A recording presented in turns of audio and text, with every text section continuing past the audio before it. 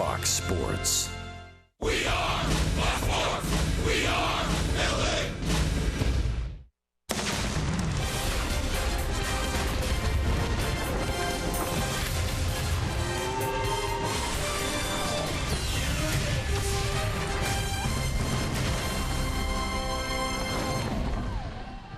The Halos have faced a couple of good starters to start this four-game series against the Boston Red Sox. They won 2 nights ago. Last night they dropped game 2, and tonight from the Big A it is game number 3 against the very good offensive ball club in the Red Sox. We welcome you inside the Big A and back to Angels baseball on Fox Sports West along with Mark Gubiza. I'm Victor Rojas. Now, last night, Tim Lincecum had his struggles as a starting pitcher, and tonight, Mike Scioscia hands the ball off to Hector Santiago, who has thrown the ball exceptionally well over the last 6, 7, 8 starts, you can even say, even going back to a start against the Red Sox. Yeah, good feel for all his pitches going right now. Victor, take a look at our tools of trade brought to you by Ram Trucks. He has been consistent. It really started in the month of July here against this Boston Red Sox club, where he has the balances there. Fastball velocity, especially when he runs it up the upper part of the strike zone, 90 to 94. His changeup almost as good as his fastball. Breakable, whether it's a slider or a curveball, has been consistent. But when he rides that fastball upstairs in the strike zone against a very good fastball hitting club like the Red Sox, he has been very good. Mention those numbers he's had in the month of July. He's won 5 straight starts. ERA 1.48 for Hector during this stretch in the month of July. He has been very good in his career in the month of July. 11-2 mark in the month of July. Last loss back on June the 10th. He's 6-0 since June 15th. He's been that good for such a long period of time, but really, really good here in July. Facing a lineup that is without David Ortiz, who gets the night off. The Angels will face left-hander Drew Pomeranz. We're just about ready for baseball. Sit back and relax. Lineups at first pitch when we return.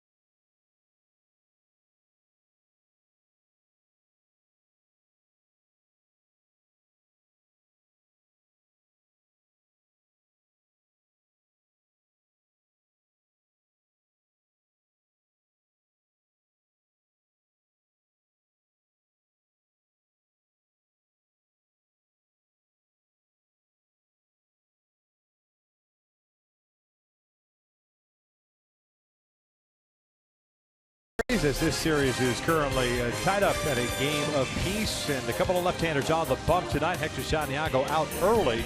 Just never know with Hector. It's a matter of which way the wind is blowing when he's going to come out to start his warm-up pitches. But John Farrell's ready to go, and this is the lineup that he will run out. The Red Sox at 56-45, a game and a half back at the start of the day. We'll have Mookie Betts leading things off at right, Dustin Pedroia at second, Xander Bogaerts the shortstop, Jackie Bradley Jr. in center field with no Big Poppy in the lineup. Hanley Ramirez will DH tonight. Aaron Hill back at third base for the second straight game. Travis Shaw's over at first. Bryce Brent's in left field, and Sandy Leone, who got the start on Thursday night, is back behind the plate and batting ninth. They are taking on Hector Santiago, of course, as we mentioned, 9-4 on the season.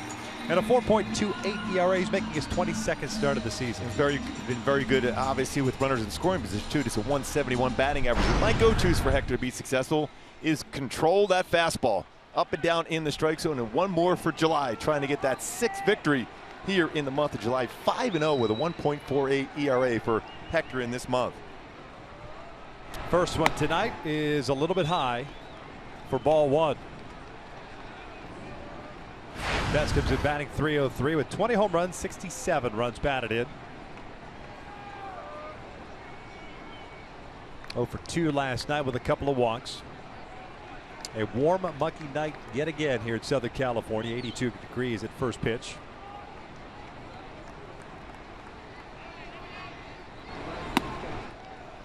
And a 2-0 count. Pretty interesting matchup here with Betts. .337 batter against high pitches, and Hector lives in that upper part of the strike zone. Should be a challenge for both tonight. And that is hit well to left. Moving back on it is Petit. He's at the wall, and that is gone. A leadoff home run for Mookie Betts. His 6th leadoff home run of the season, and Boston has a 1-0 lead. Well, just like we just talked about, upper part of the strike zone, and Betts does not miss that pitch. He's been very patient in this series. Put himself in good counts to do some damage. Well, does some damage on that fastball. Just above the belt, brings his hands inside, able to get the barrel of that and out to left field for home run number 21 to Mookie Betts. Handles a play from behind. Here is Dustin Pedroia. The takedown low. That's a pretty good pitch.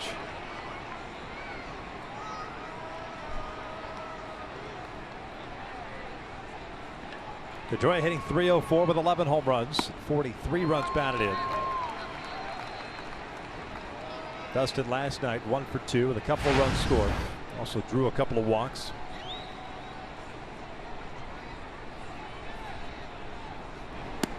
Two balls, one strike. Home run that Hector just allowed, the 20th that he's allowed this year. Figure there's a lot of scouts in attendance here. That one is outside. 3-1. Non-waiver trade deadlines coming up on Monday. The Red Sox have pretty much their entire front office on the baseball operations side traveling with them.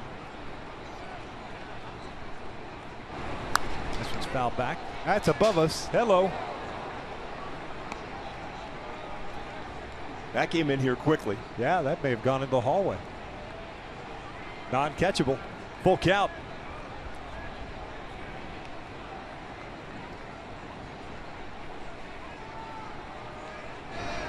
And that is ball 4. So a leadoff home run and a walk. And the shortstop, Xander Bogaerts, will come to the plate.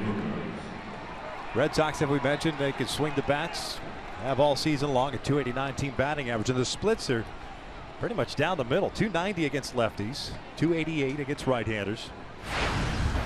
They don't discriminate. Doesn't matter. You're on the mound, they're going to rake. You know, like we showed that stat last night, John Farrell has set up this lineup to go against Hector Santiago, who gets a lot of hitters out with the high fastball. All 3 of these in the top 10 as far as Major League Baseball, as far as hitting the high pitch. Like Tim Lincecum last night, Hector Santiago unable to find a strike zone. Throwing a total of 10 pitches, 7 out of the zone. A very tough start for Lincecum last night. Ended up working 5 innings, gave up 4 runs, but issued 6 walks.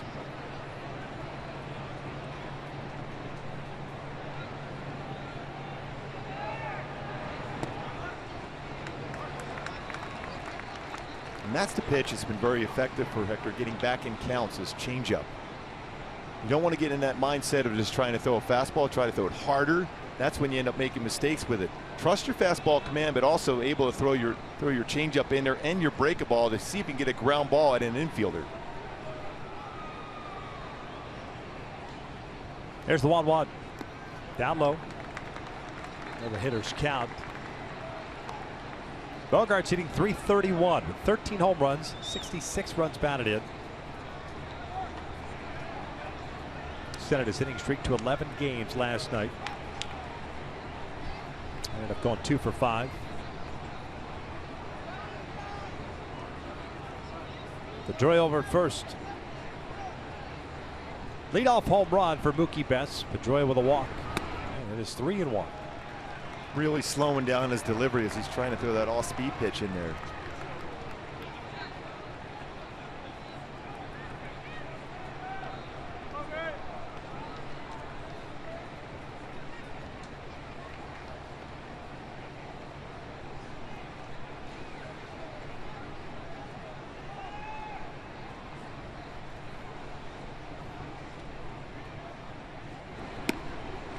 Caught the inside corner. Borderline pitch, but Joe West brings it up. Full count. West, the crew chief behind the plate tonight. Gabe Morales at first, Andy Fletcher at second, and Mark Ripperger at third base.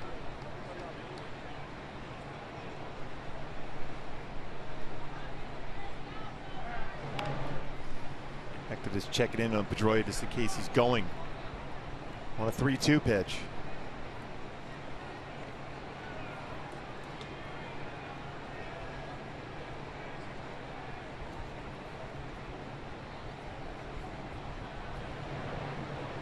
Jackie Bradley Jr. on deck. Nobody out here in the first. And there's ball 4. So back-to-back walks after the leadoff home run. 2 base runners on board. Nobody out. And the center fielder, Bradley, coming up.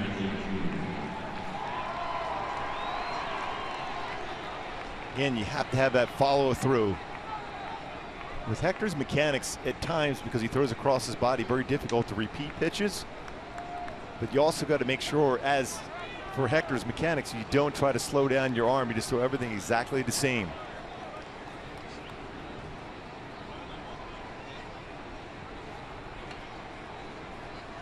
Bradley had a 1 for 4 game last night. The Red Sox 2 for 8 last night with men in scoring position, 2 for 10 in the series. Great season for Bradley at .298. And that is ball 1.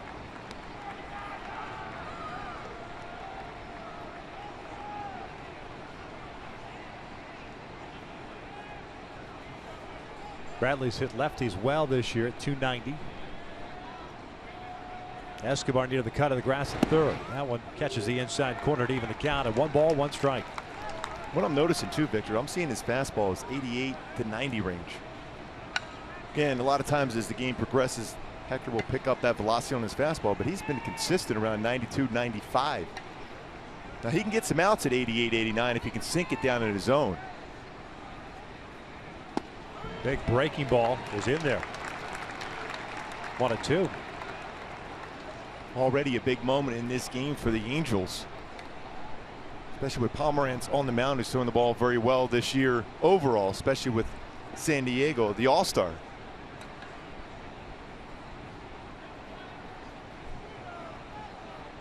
There's the 1-2 outside. Hey, you mentioned the velocity, but pretty much zero command so far of that fastball. Tough to get guys to chase or expand.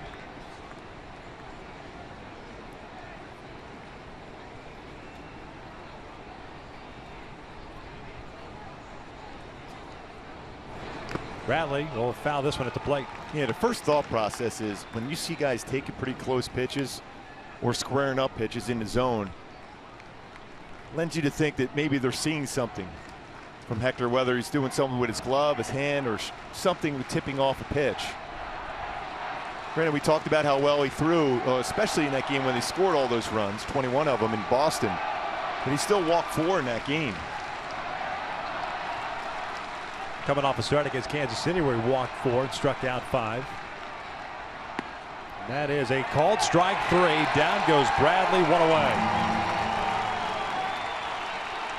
And my Hyundai key for this game, obviously it's all going to come on to Hector Santiago's shoulders in this one. A little Roy Jones Jr. can't be touched. He has been fantastic in the month of July. And the month in July throughout his career, 11-2, but 5-0 this month for Hector. There, a quality pitch on a breaking ball. Gets that first out.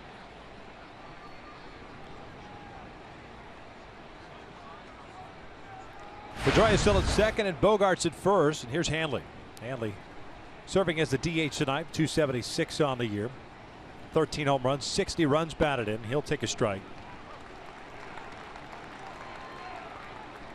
Hanley last night 0 for 3. He'd had a 20-game hitting streak against the American League West going into last night, but it got snapped with the goose egg.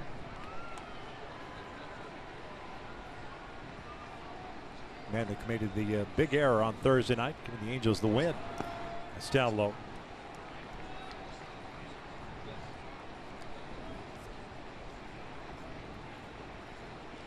One ball, one strike. 23 pitches so far thrown by Hector Santiago. We're in the top of the first. Hector giving a long look to Giavitello at second base. The way this defense is set up, there's always that possibility of trying to get a pickoff, but Pedroia not a real big lead at second. No David Ortiz tonight. 1-2.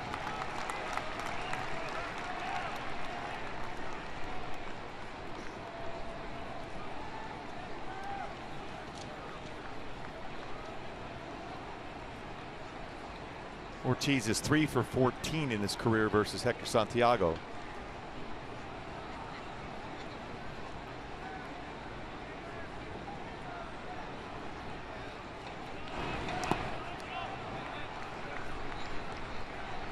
Talking about the command of the 2 walks that he's issued here in the first inning, and what he has done, or what he did in his last start.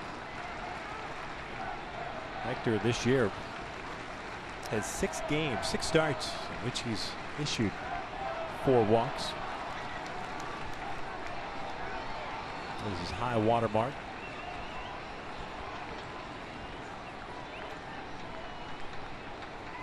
You talked about the mechanics throughout the season. He can get out of sync at sorts. 2-2, and this one's fouled off. And you can see that just by looking at his game logs. But he'll go 7 strikeouts, no walks in 1 start, and all of a sudden it's 4 walks, 1 strikeout, or 2 strikeouts in the next start. And it's just kind of that, trying to find that balance and consistency for him, which he's been on a good roll. But from a command standpoint, as you mentioned, even in the start against the Red Sox at Fenway Park, the 4 walks in that one. Yeah, he's always been able to make the right pitch at the right time this year, and that's been the reason why he's been able to put himself in these situations where he's 9-4 on the season. 171 batting average with runners in scoring position for Hector. He has put himself in these situations with walks, though, but he's been able to get that mechanics back in line. Off the plate, full count. And what a turn it does is, like, sure, he'll pick up a W or maybe even get a no decision out of it, but he'll average. He is a guy that averages right around 5.5, 6 innings because of the pitch count. A lot of that can be attributed to the walks and the number of pitches he's thrown, as he has here in the top of the first. I would not be surprised if the Red Sox are on the move this time on a 3-2 count with 1 out. Runners don't go, and Ramirez bounces one to the left side and will sneak through. Pedroia being waved in. He is going to come in to score, and it's 2-0 Boston. Hanley Ramirez with an RBI single.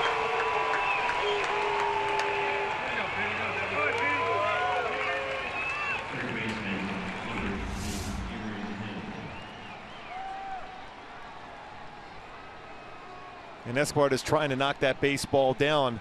keep it in the infield, to keep a double play in order to prevent a run from scoring, and able to get there and to knock it down as Boston scores a second run of the game. That first walk of the inning has scored now, but there's another one there still at second base in Bogarts.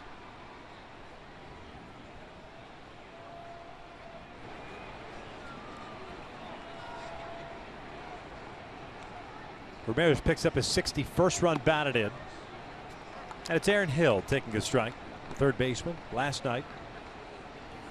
Ended up going 1 for 4 with a run scored. Playing in his 10th game with Boston since being acquired from the Milwaukee Brewers. He's gone 6 for 32 with the Red Sox. He skies one out to shallow right field. Giovitella, Marte, it's Johnny making the call on the catch. So the infield fly called eventually, where Giovitella was able to get behind the baseball to catch that pop-up. Where originally not called, as you're going back as an infielder, it's not automatic. Infield fly rule is going to be called on that one.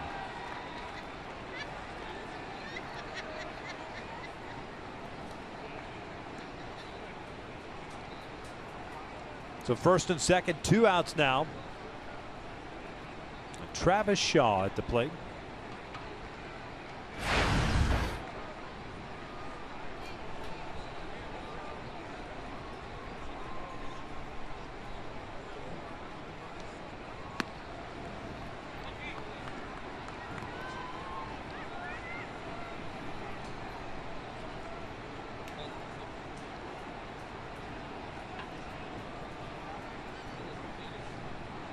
Shaw 266 through 97 games for Boston. Well, what I'm seeing at times on the follow through from Hector, a lot of times when you follow through, you bend your back, that back leg goes forward. He's keeping that back leg by the pitching rubber. That really keeps his elbow from getting in that proper position to be able to consistently work down in the strike zone. See how that back leg is dragging. Even though that was a little bit better as far as location, it's very difficult to be consistent in that spot when you're not following all the way through for Hector. And right here you see he's got good balance over the pitching rubber, and he's driving towards home, but then that back leg is just staying there on the rubber, not following through completely. You see how it's staying back by the rubber.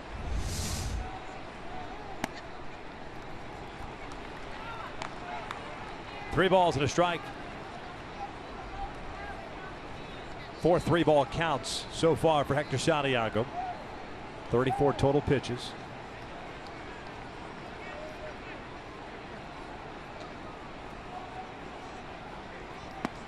And there's a walk, and they're loaded up. Here comes Charles Maggie.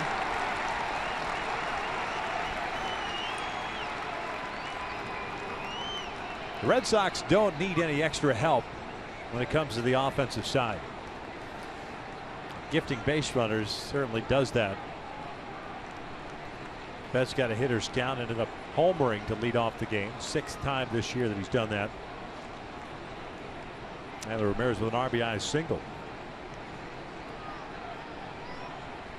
2-0 Boston, top of the first, a long top of the first inning. And what we've seen from the Red Sox on the offensive side this year, when you're a pitcher around the strike zone, they are extremely aggressive. They're swinging first or second pitch, but when they sense the pitcher's not consistent in the strike zone, they will work counts. But this isn't the typical Red Sox lineup where they're going to necessarily think in terms of 4 or 5 pitches per plate appearance. They're up there hacking for a fastball. Yeah, they're not looking to walk. No, that philosophy of Chili Davis, their hitting coach, is always look for a fastball to drive, no matter what part of the count it is. Santiago from the full windup delivers a strike. Bryce Brent's hitting .286. This is his 18th game. A home run and 7 runs batted in.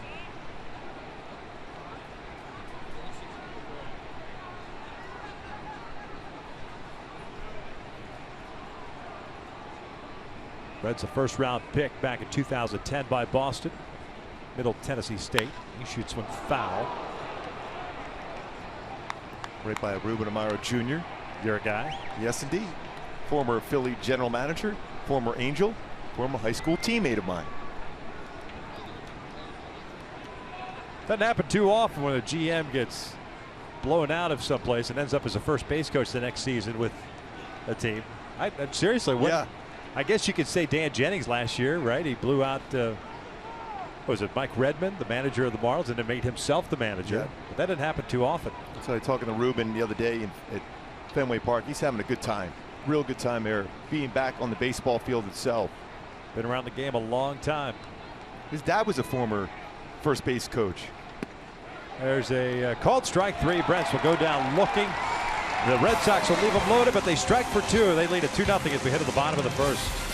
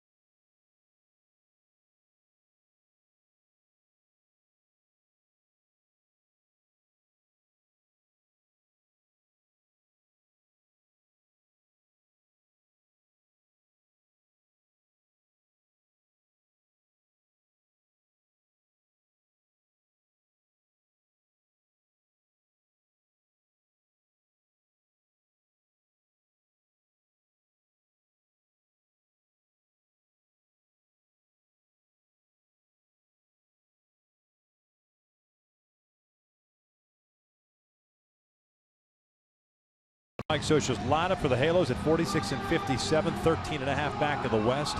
Escobar at third base. Cole Calhoun getting the night off, so Trout jumps up to the 2 spot. He's in center. Pujols de-aging. Marte gets to start at first. Simmons at short. Bandy behind the plate. Giavotella at second.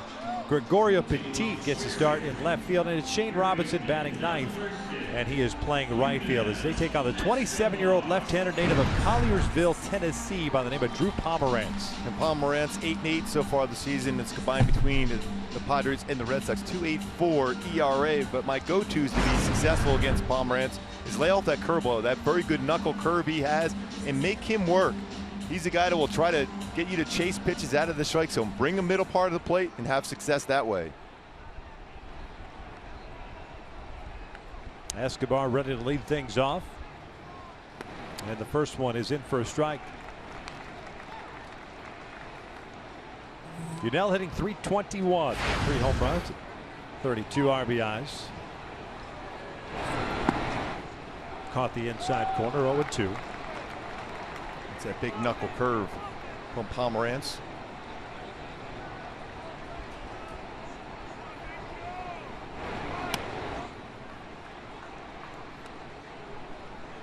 Yunel's .321 batting average, good for 4th so far this year. Jandon, he rolls it foul. Pomerantz is going to be 88 to 93 range with his fastball. If there was a cut fastball, which you'll see there, curveball, changeup. Making his 3rd start as a member of the Red Sox.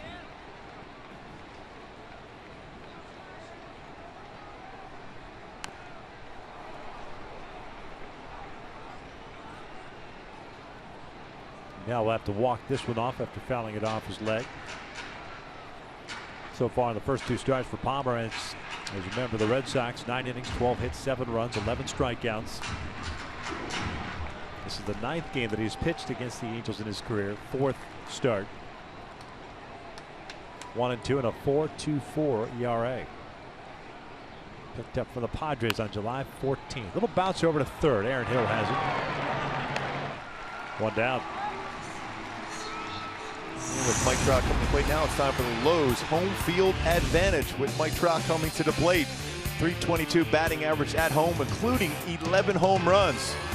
In 2013, hit a career high .319 here at home. His last 15 home games, though, batting average over 400 and has scored 17 runs for Trout.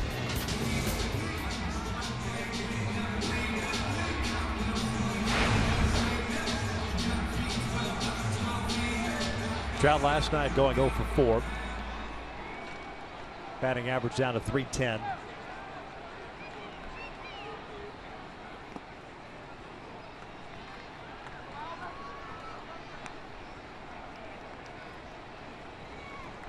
Lots of Trout jerseys here in the stands. I'd like to see Mike Trout be able to square one up. Has not hit a home run since July 18th. Looking to drive one out of the ballpark. That's a cut fastball, trying to get the bat head out quickly on that cutter inside.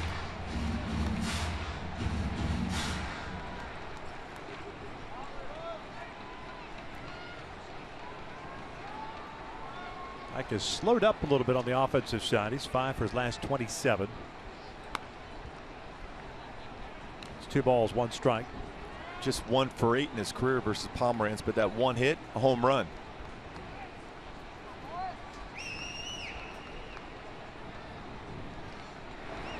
This is lined towards short, past Xander Bogaerts, and it's a 1-out single for Mike. Stayed back very well on that break ball, lines it by Bogaerts at shortstop. That foot down, brings his hands inside, clears his hip. A good swing path for Trout. Get a good view here as he's getting that foot down, brings his hands in. And a smooth swing path to be able to line that one by Bogaerts into left field. Halos get their first base runner on board, and Albert steps in.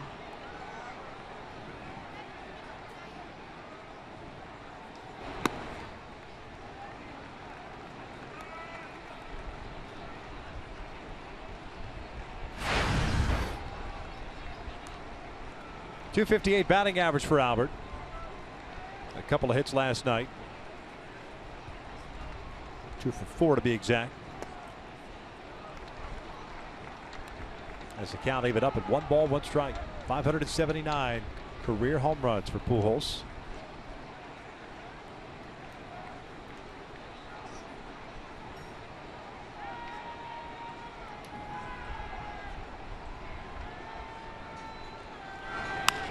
Lifts this one foul.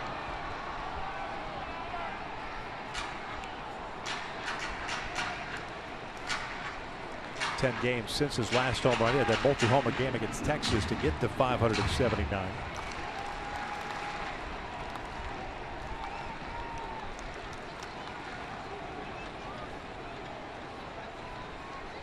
Infield playing more traditional. The man at first base and Pujols at the plate. They've been playing the shift with nobody on Albert. Yeah, we were talking a little bit about Albert on the pregame show as far as how well he's hit the ball the other way. Legs feeling a little bit better, able to use the lower part of his body to drive the ball to center field, to right center field. That batting average the last 29 games, .325 with 6 home runs, 31 RBI.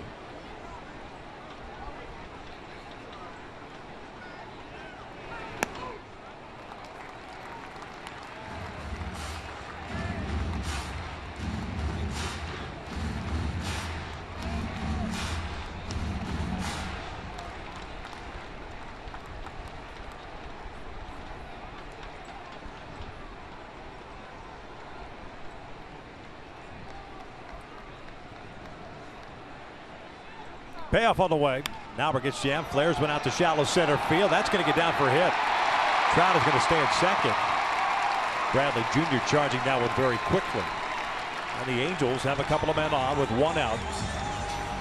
And Jeffrey Marte coming up. And you'll see that on occasion with a cut fastball. Runs that in on the hands of Albert, but strong enough to get that into center field. I was thinking about trying to go all the way, but Bradley Jr. with a very good throwing arm charged that one well. Can't take that shot at that point. 10 outfield assists for Bradley Jr. Pretty strong throwing arm for a center fielder. Generally, the best arms are going to be in right field. Left field, the guys that cover the ground are going to be in center field, but Bradley Jr. a very good, accurate throwing arm. Betts with a great throwing arm out there in right field with 8 outfield assists.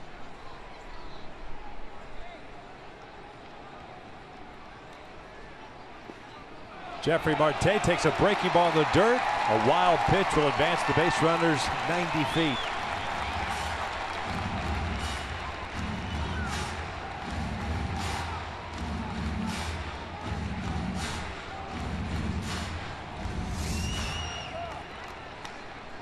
8th wild pitch of the season for Pomeranz, especially that big knuckle curve.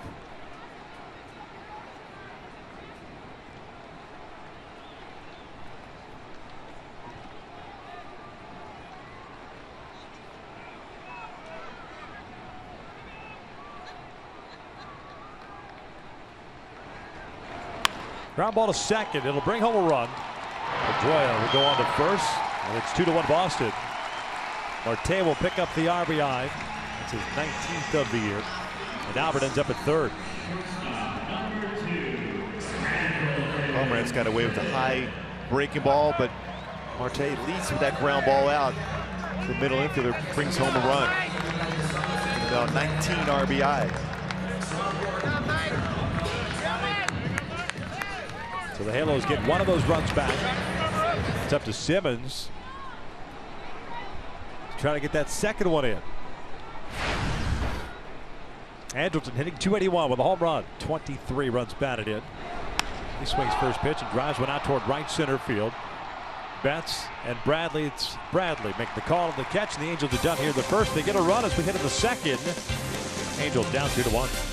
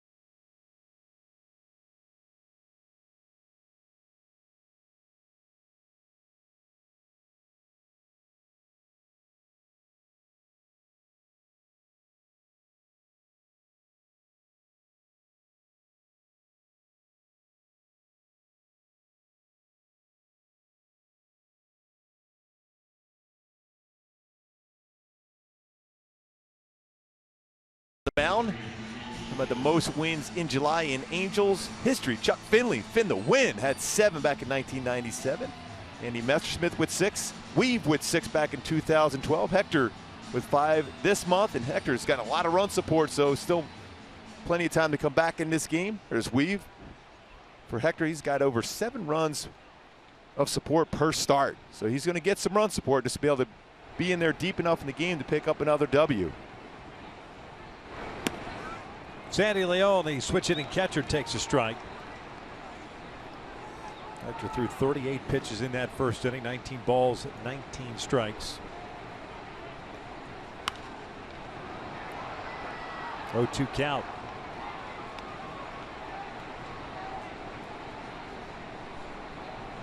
Leon had the night off last night, but did catch the opening game of this series. Ended up going 1 for 3 against Jared Weaver.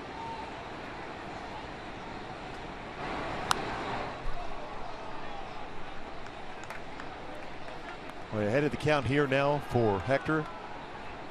Leon hits a lot of pitches out over the plate very, very well. Can drive the ball to right center field. Try bouncing a pitch right now.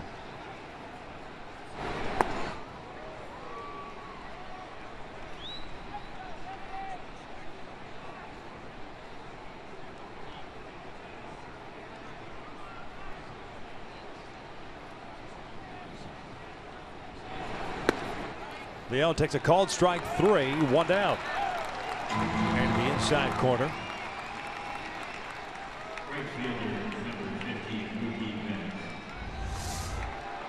Third strikeout for Hector. All three looking.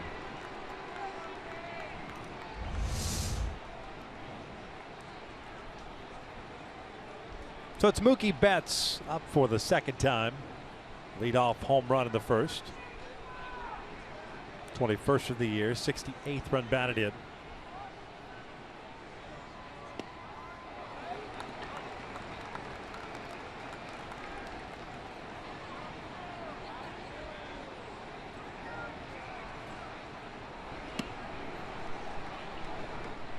Just missed upstairs. 1 ball, 1 strike.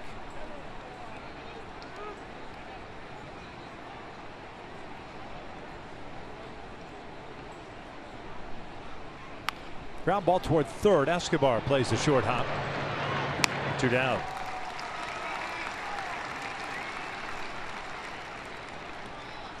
Second baseman, number 15, Dustin. Better feel for his curveball in this game for Hector.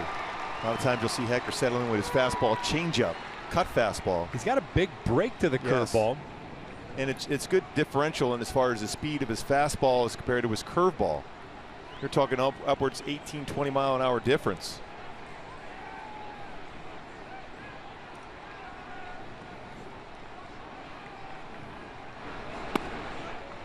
Here it is again at 74.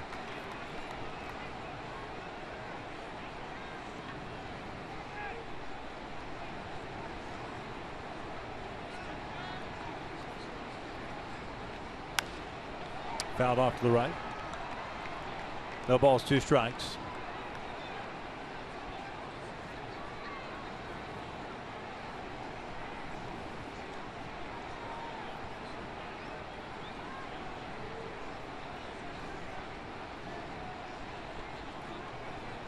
Got him to reach for it, punched out to right. Robinson came in, now has to back up, makes the catch. And a 1-2-3 inning for Hector Santiago. Went to the bottom of the second. Boston up 2-1.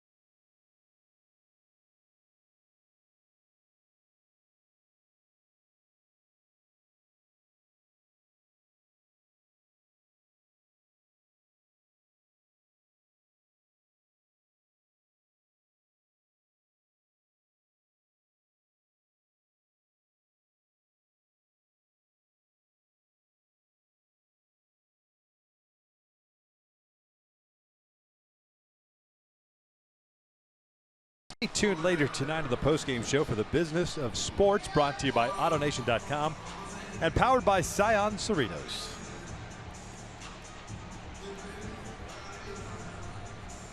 Jet Bandy to lead things off for the Angels here in the second against Drew Pomerantz. Bandy, Giavatello, and Petit for the Halos against left-hander who ended up throwing 19 pitches in the first. First one a little bit high.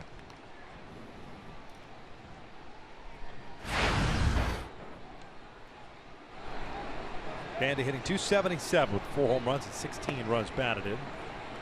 Ahead of the count. 2-0.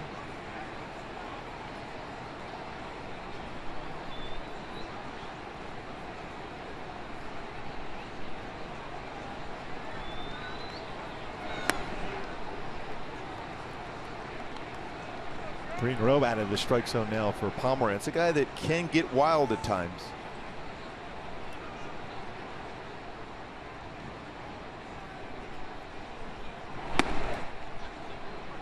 Three and one. The Angels did make a couple of moves before the game today. That's why Shane Robinson's back up, reinstated off the DL. In the lineup, Daniel Nava and Craig Gentry both designated for assignment. Gentry was reinstated from the DL, then DFA.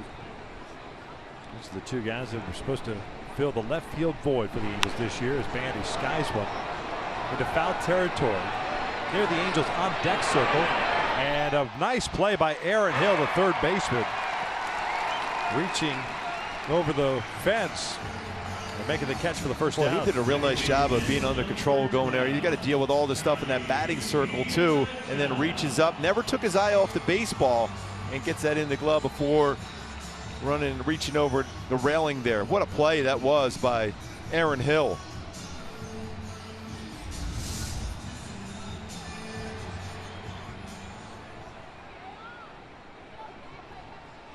.981 fielding percentage at third base this season.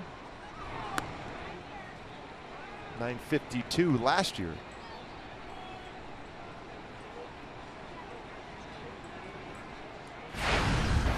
Giovantella 274, 6 home runs and 28 RBIs.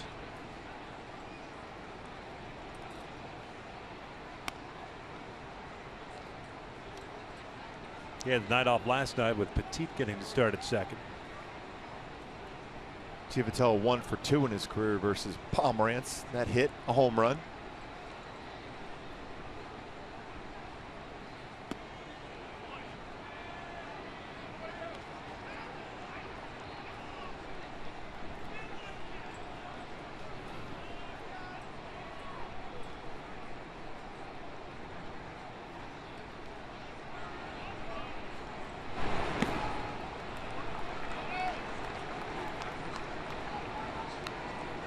Three-one count. Pomeranz, a first-round pick, the 5th overall selection in 2010 by Cleveland. They got traded the following August, the big trade to the Rockies for Ubaldo Jimenez. Johnny will take a strike.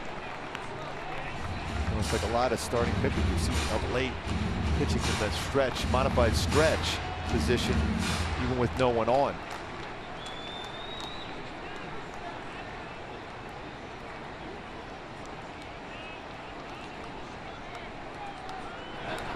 Giovantella strikes out swinging for round number 2.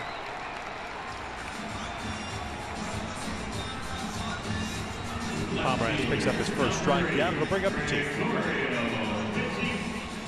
It's that knuckle curve. See right there, the knuckle and the finger and middle finger on the seam of the baseball to see the tight rotation straight down on his curveball. Learned that pitch from his dad, who also played at University of Mississippi.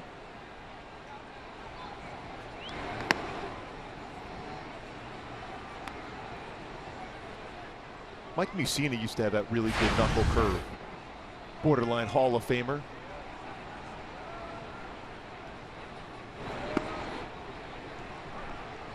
Ball and a strike up Petit. 282 average in 55 games with the Angels.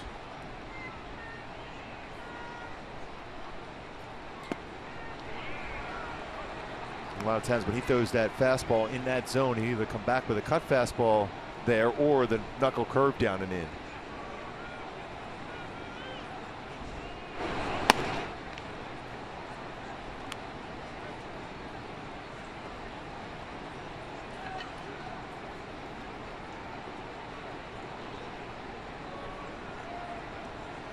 Two.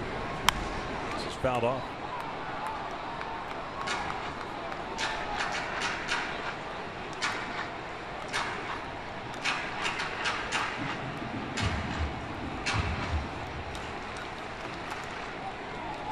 Two runs in the first for the Red Sox, 1 for the Angels in the bottom of the first.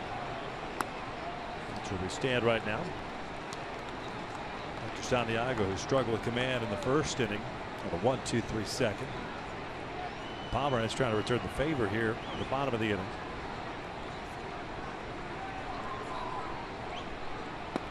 And Petit will go down swinging. And the Angels are down in order. Two in the books. Should have won Boston.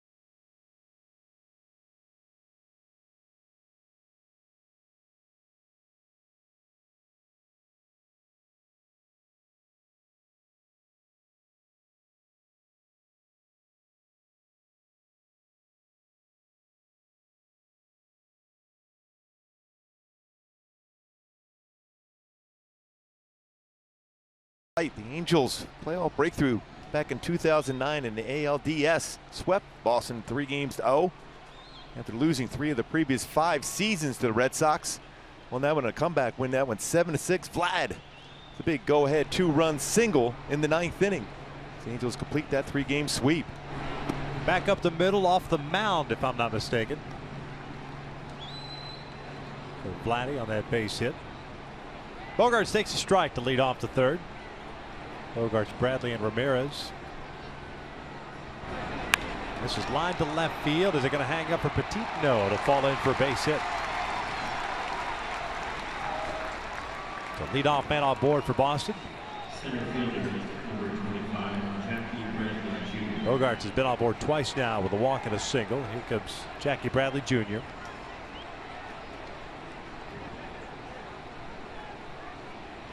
Bogaerts with 13 stolen bases. Hector's allowed 6 stolen bases in 11 attempts. He does have 4 pickoffs.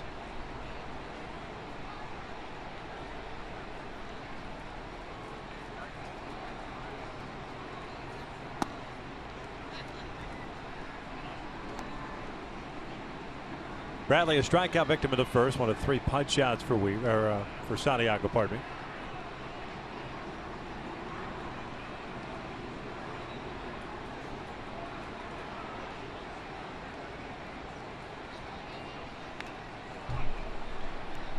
Behind at the count at 0-2. First extended taste of big league life for Bradley back in 2014.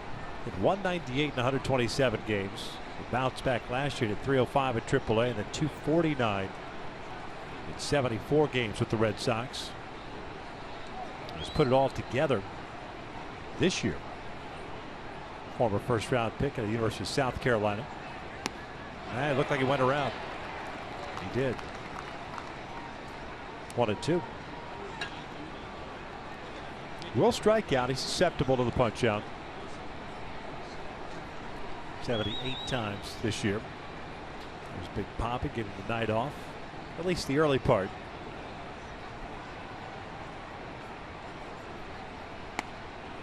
Breaking ball. Buckled the knees, but just couldn't get that pitch to come down in the zone. And that one at 69 miles an hour on a curveball.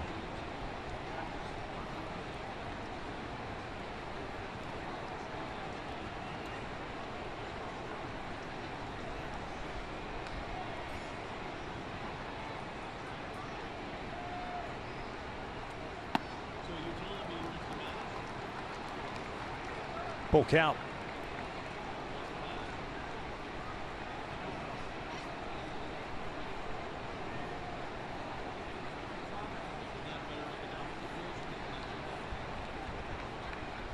Marte playing in front of Bogarts at first. Leadoff single for him. Hanley Ramirez on deck. Bogarts stays at first. This one fouled back.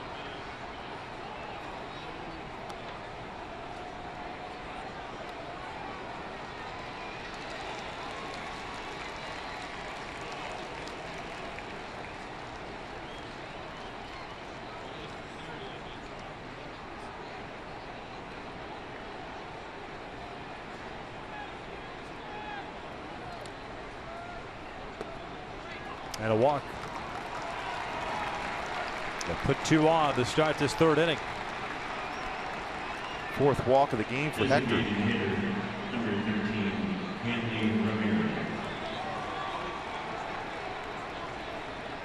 Can you talk about the inconsistencies as we were mentioning it in the 1st inning as far as game to game? How about inning to inning tonight? Struggle in the 1st, a 1-2-3 second. That was single followed by a walk in the 3rd. Also with 7 walks they worked last night. 2 in the game where Weaver started. Ramirez with an RBI single his first time up. And he will look at a strike. Hanley DHing tonight.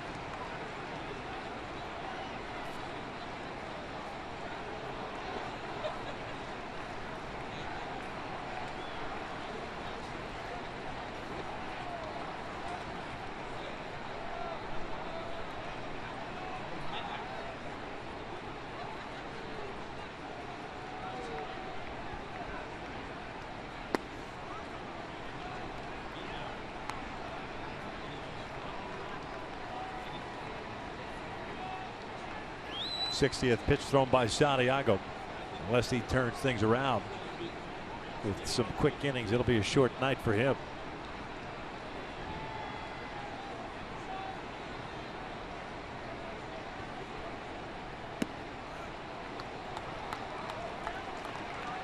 Bottom part of the strike zone, 1-2. And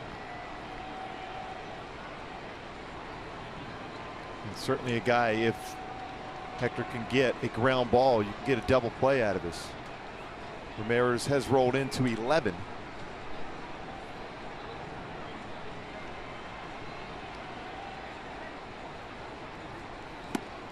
Ramirez goes down swinging for the first out. It's that sneaky fastball. That's right down the heart of the plate, but at 92 from Hector, he throws across his body, and then all of a sudden that baseball's right on you. And a very good fastball hitter. Ramirez pulls off it, unable to make contact. This looks like he was thinking about being pitched inside that type of a swing.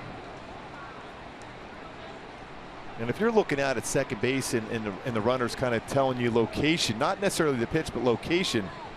Again, with Hector, you could be setting up in with that movement he has and the way he delivers the baseball. It could be on the outside part of the plate. Oh, man, the old buyer beware. There's a lot of times you'll see a guy at second will kind of put his hand back like he's going back to the base. That means the pitch is going to be inside or lean the other way if it's going to be away.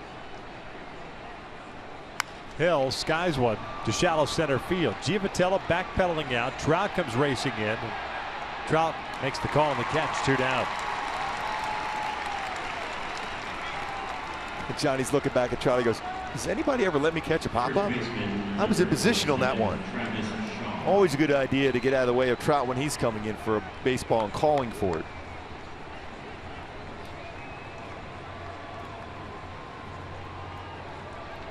Two big outs. Trying to get that 3rd one and keep this a 1-run deficit. Travis Shaw at the plate. Drew a walk, his first plate appearance.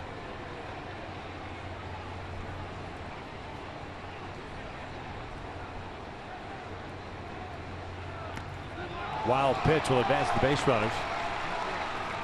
It's sweeping breaking ball.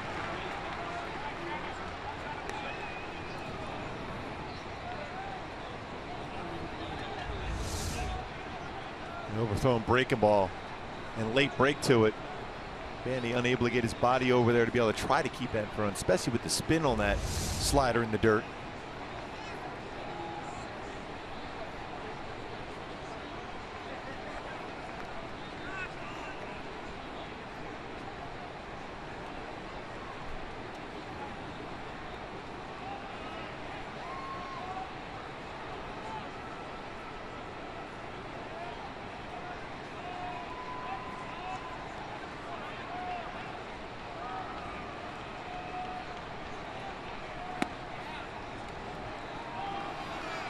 2 balls, no strikes.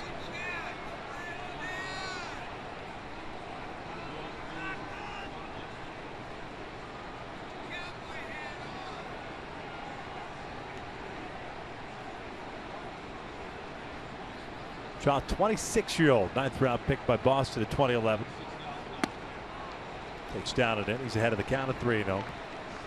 The son of former big leaguer Jeff Shaw, the pitcher at the Kent State University. And according to Baseball Reference, his nickname is the Mayor of Ding Dong City.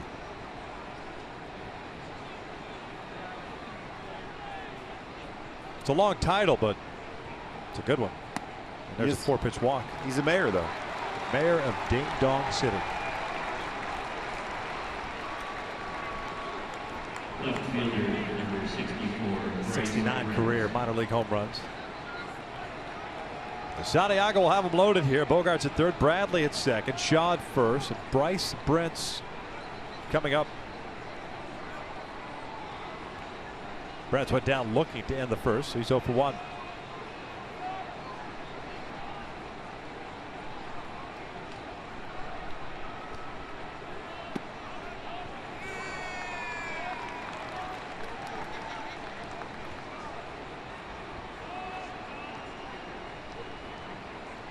Pitch inning so far for Santiago here in the third. Still 2-1 Boston.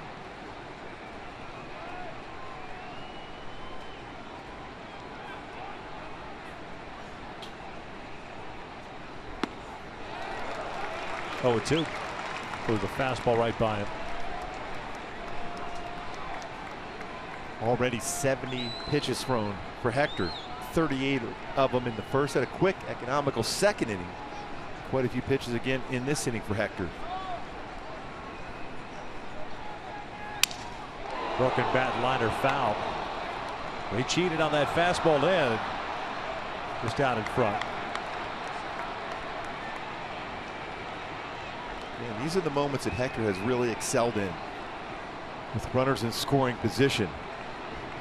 See if he can find his way out of this inning once again without too much damage other than the pitch count.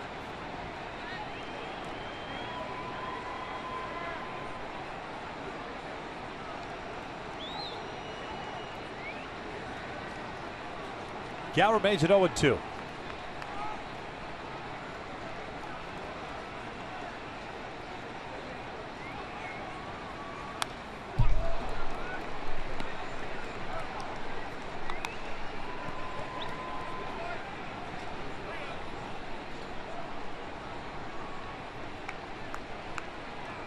If he had any confidence whatsoever on the changeup. A good pitch. Especially away. Pretty good rip at a fastball in that last plate appearance. Or that last swing, I should say.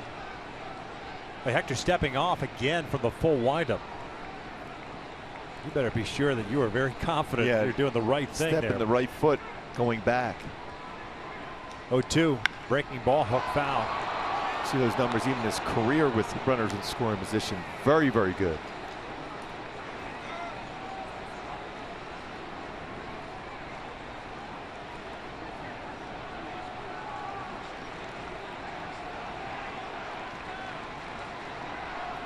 Both thinking in terms of maybe that changeup going down and away, and if you're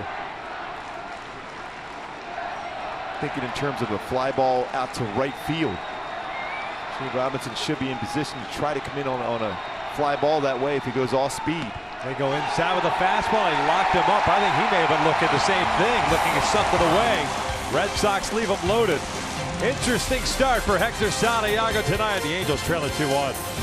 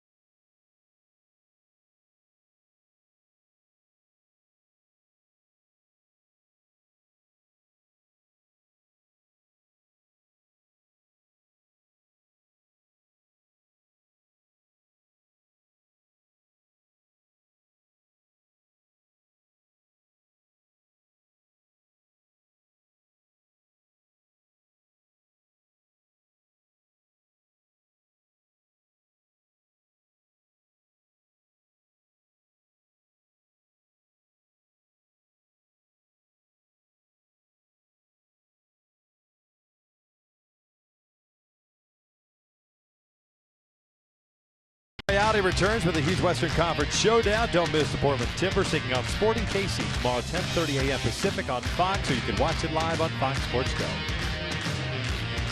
It's still 2-1 Boston. We've had a ton of base runners.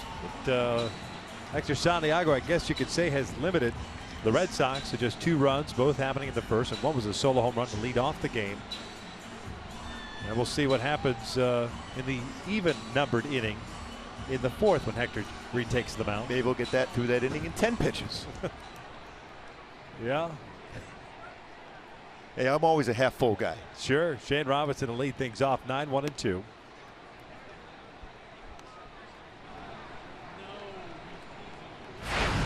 Robinson hitting .215 in 42 games with the Angels, a home run and 7 RBIs. Takes a strike. He's getting the start in right field tonight. Cole Calhoun just getting the night off. Nothing more than that. Don't read too much into it. This is a comeback to the mound. 1 down.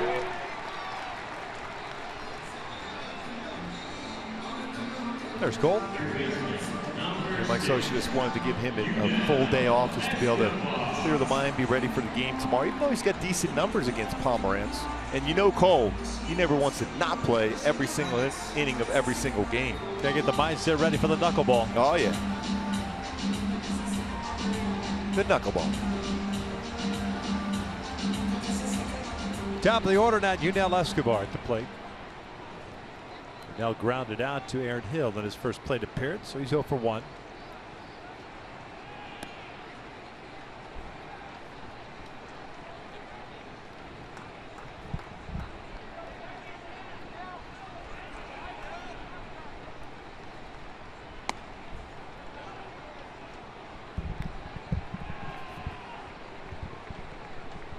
Two balls, no strikes.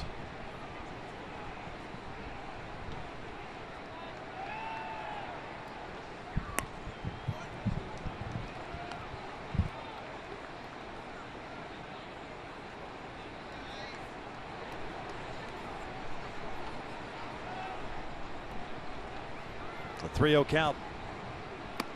And that's a 4-pitch walk. We'll bring up Mike Trout. And get your red on as the Angels take on the Red Sox tomorrow at 12:35. Fans in attendance will receive a one-of-a-kind umbrella hat courtesy of Wawa Grill while supplies last. Go to angels.com/promotions to get your tickets today. Yeah, it's a great look once again today, isn't it? It is. Oh, I can't wait for it tomorrow just to keep that shade going the whole time. Even more so with the figure out what you got going on right there. Just about it. Everything's going on. Looks good. Yes, it really looks good. Really comfortable too. Trout bouncing this one slowly up the third base side, foul. You're not saying it's a good look then? Yeah, well, I'm trying to figure out the right word. I just want to make sure I hit this. Unusual? Yeah. I don't even know if I can say this on the air. Probably better not. Yeah, it's a good look. Yeah. You kind of look like Uncle Rico a little bit from Napoleon Dynamite with the headband on. Oh, that's always good to know. I bet you could throw a football over the mountain. No balls, 2 strikes on Trout, who had a base at his first time out. That is a good look. That is something Uncle Rico. Oh, I see. That's what it is. It's jacked up. Hold on. This little. Yeah, I better not. The little. That's why it looks a little funky on you. There's a little thing that goes at the top of the umbrella. Oh, yeah. Yeah, if it rained right now, you get soaked. That's perfect, though. Yeah. 1-2. So that's the giveaway tomorrow. 12:35. It'll be perfect too because it's gonna be hot, buggy. Keep you cool. Does it keep you cool? Did you feel cool in underneath the umbrella hat? Borderline freezing. Borderline freezing. Yeah, it's like a meat locker. 1-2. Trout strikes out swinging. Kept that fastball upstairs on him. 2 down.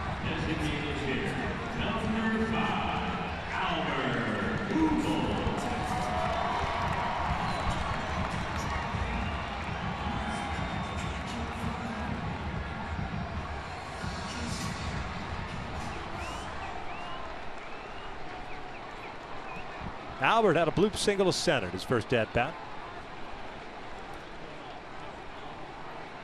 And he drives one out to deep left field. This is a no-doubter. Big fly for Albert Pujols.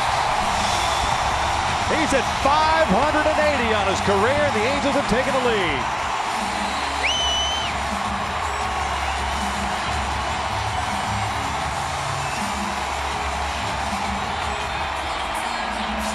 Albert doesn't do it often, swinging at the first pitch. We're over 12% of the time this season he has jumped on the first pitch, but of late when he has, some serious distance behind that. His foot down. You talk about a perfect swing path. Going to get the barrel of the bat right down the heart of the plate and crush that ball out. His 20th home run, 580. What a shot. Well over the 390 sign. Now 3 away from tying his former teammate Mark McGwire. And the first one to Marte is up and in. 3-2 Angels here in the third.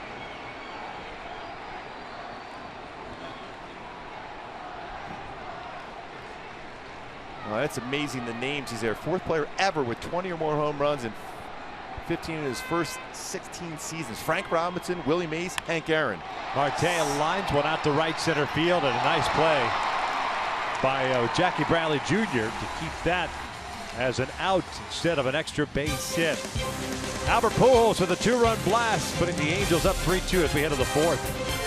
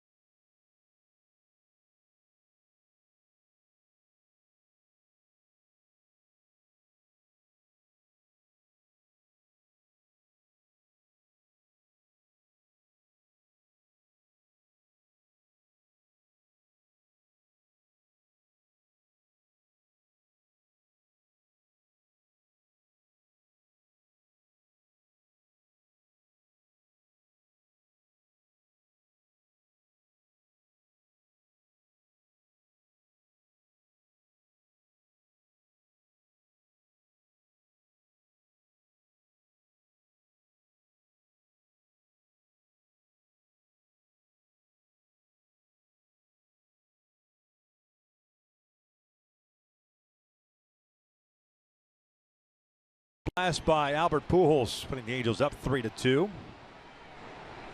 580th of his career. Now it's up to Hector Santiago. He's got 9-1-2. Leon, Betts, and Pedroia. And the first one is a little bit low. Sandy Leon struck out looking. His first plate appearance.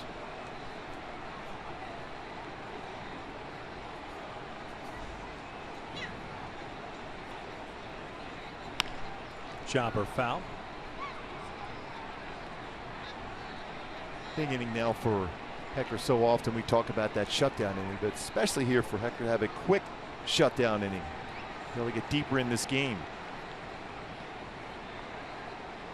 Well, even just to become just the requisite 5 to be eligible for a W.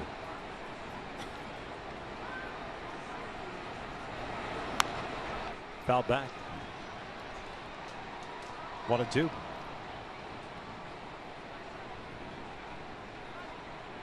Ryan Hannigan got the start last night behind the plate.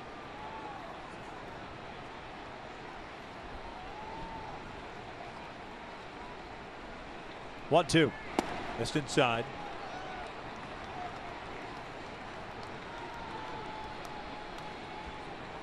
2 balls, 2 strikes.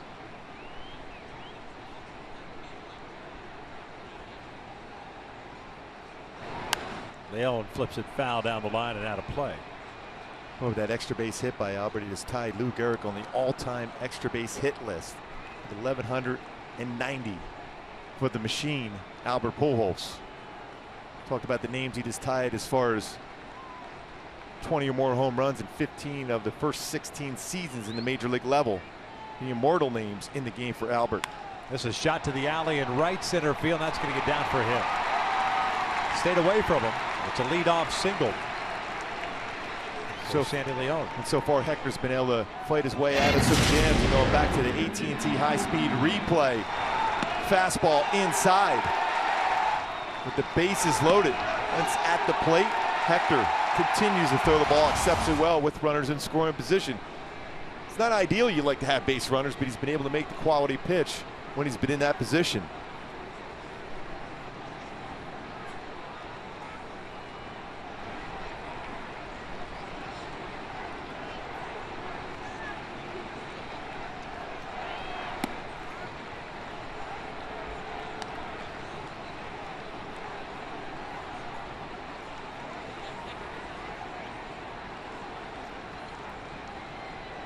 Mookie Betts 1 for 2, a solo home run in the first. Ground out his last time up. Well, there's that inconsistent release point there for Hector, way up and out off that outside corner. That's not easy to double up. He's rolled into 7 ground ball double plays. Hector's had 9 turned behind him this season.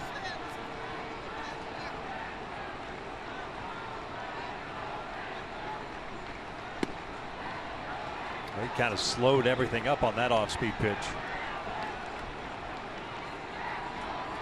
And the starters are going to have these type of games where you just can't figure it out. You're trying to throw everything up there, trying to throw breaking balls to kind of slow your delivery down. You're just hoping to get through it unscathed. This was fouled back.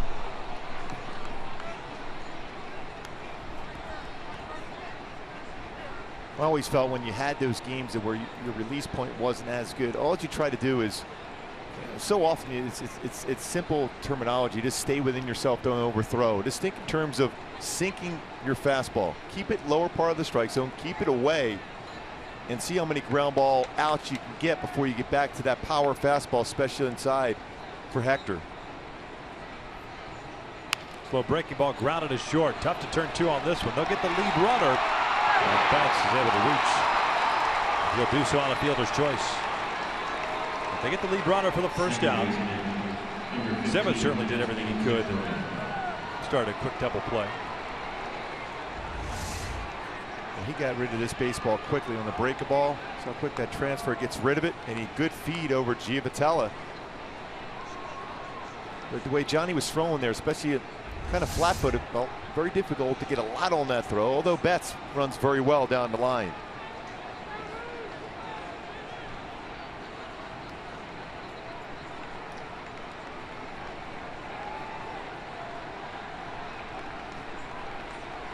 So Betts and his 17th stolen bases over at first and off to a big lead. Pedroia will look at his strike. Red Sox second baseman is 0 for 1 with a walk and a fly ball to right.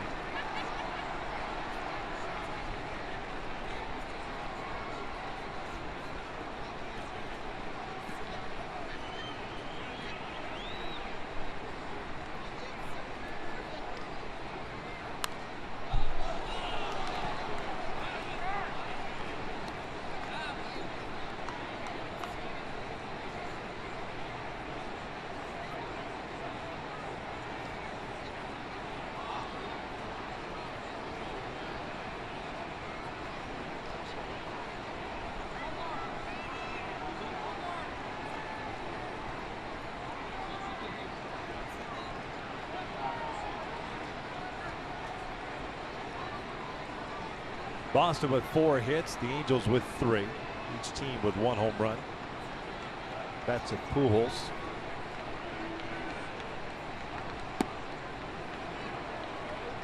One and 2.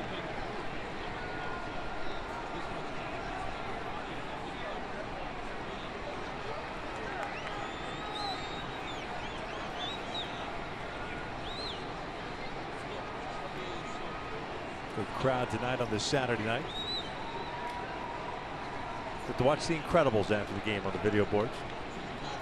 Pedroia hammers one down the left field line, but he was out in front of him. He goes foul. Well, you talk about slowing down your delivery. Hector really slowed down his delivery on that one. He threw that one at 66, trying to take more off that pitch. See right here on his delivery, he just slows it down. You see how he slowed down, complete the delivery, and he elevated that curveball. Fortunately enough, it stayed out enough where he pulled it foul. Not only that, the back foot never left the rubber until the last, almost like the ball was going foul. As you were talking about earlier, they'll check in on Betts at first. Sometimes when you have trouble taking something off your changeup, you'll do that, drag the back leg, but not on your breaking ball or fastball.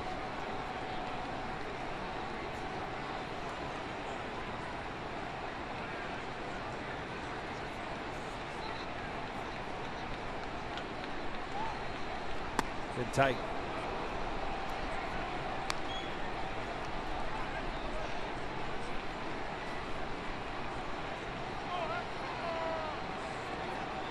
Two-two count. Hector at 90 pitches as we play here in the fourth.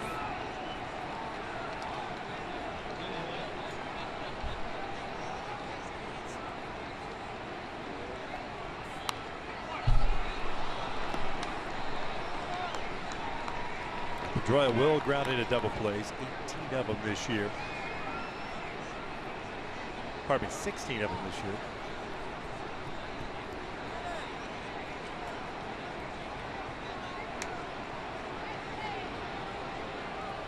He's taking some big hacks against Santiago. Yeah, and it's a good matchup for, you would think, for Pedroia, because he's a high ball hitter, and heck, there's a lot of pitches in the upper part of the strike zone.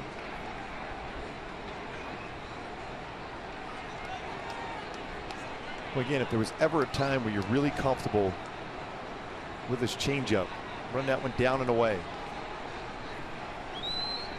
He's geared a pretty good fastball inside on some right-handed batters, but that changeup down and away could get you 2 outs.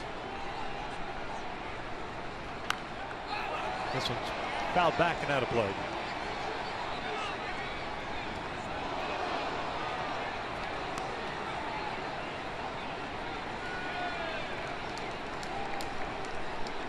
Seven pitches so far to Pedroia.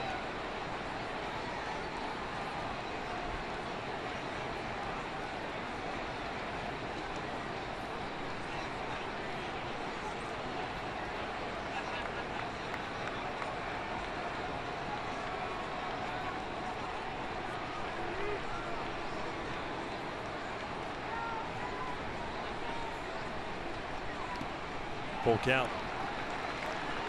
Looked like he tried that changeup, but ended up cutting the changeup instead of drifting that one down and away. 7-3 ball count for Hector, 4 full counts.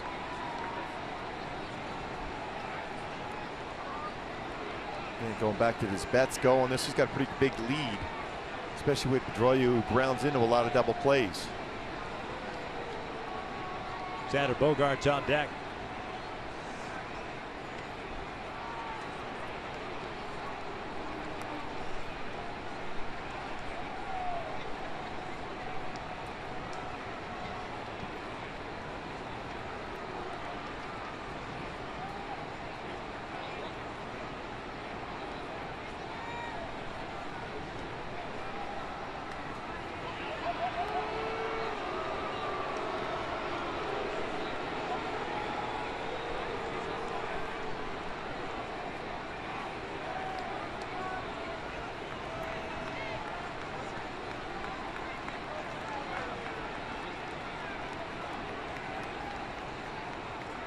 Betts is on the move. Pedroia, this one foul.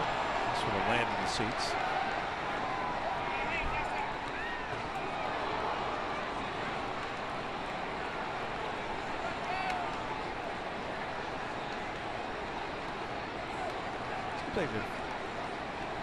The Red Sox fans tonight that we have seen in the first 2 games of the series.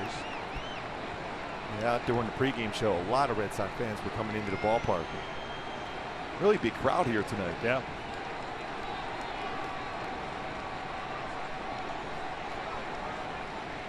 That's a big lead for Betts. Takes off again. Pedroia takes ball 4. So first and second. 1 out. Bogart's coming up. Imagine. Consider getting somebody loose. Halos up 3-2. And Santiago's at 95 pitches. We're in the 4th. 6 walks for Hector.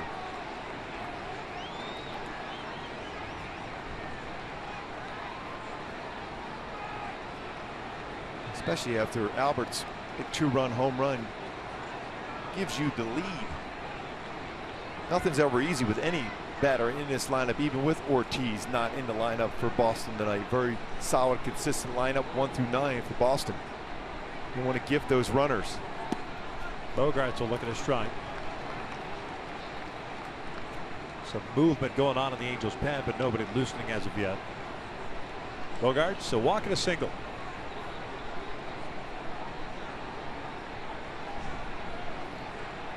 Six walks tonight, matching the career high for Hector, who did it last year twice against Texas. 0-1. That's a pretty good pitch. And that's all over the middle of the plate. Again, it's really difficult to get borderline pitches called when you're just been all over the place, but that's got to be called a strike. That's right down the heart of the plate.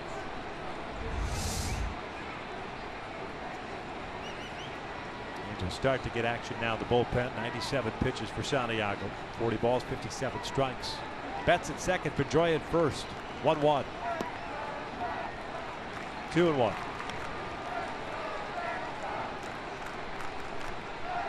Fernando Salas, first man up.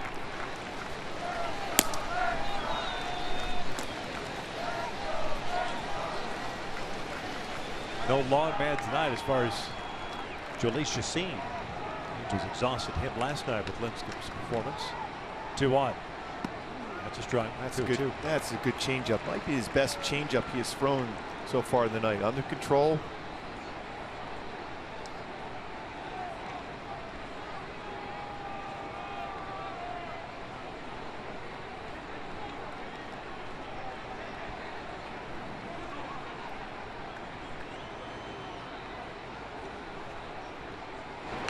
Got him with the off-speed pitch. Actually foul tipped into the mitt.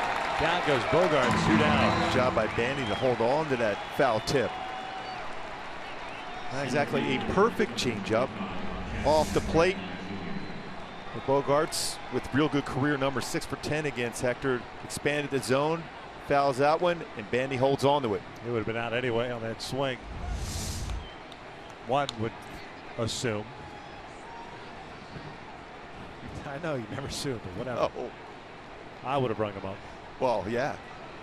That's what they need to do one of these days. Just ask for the appeal up here. Yeah, well, oh yeah. Just ring him up. 2 outs. Jackie Bradley Jr. up. A walk into third. A strikeout his first time up. 2 on. Halos up 3-2. The top of the 4th.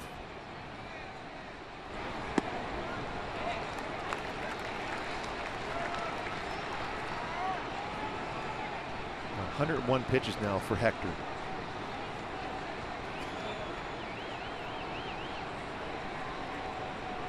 We hadn't seen this Hector Santiago in a while.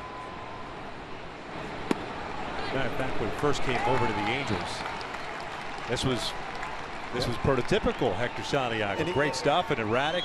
And Mike Scioscia would always say that he's always going to be a high pitch count guy.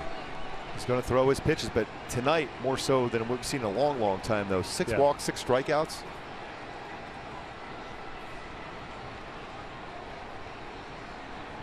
Oh, 2 pitch outside. 1-2.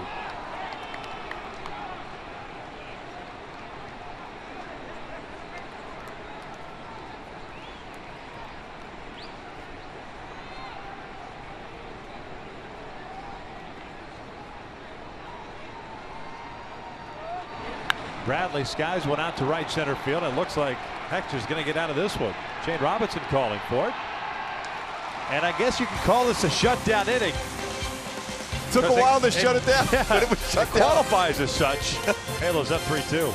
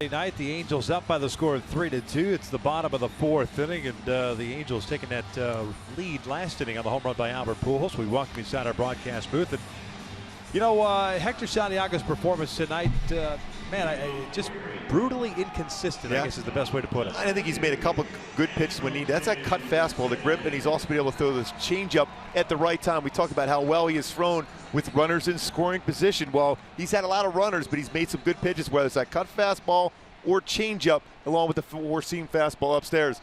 He's doing the old late Muhammad Ali, the old rope-a-dope against George Foreman, staying in there and making the pitch when he has to.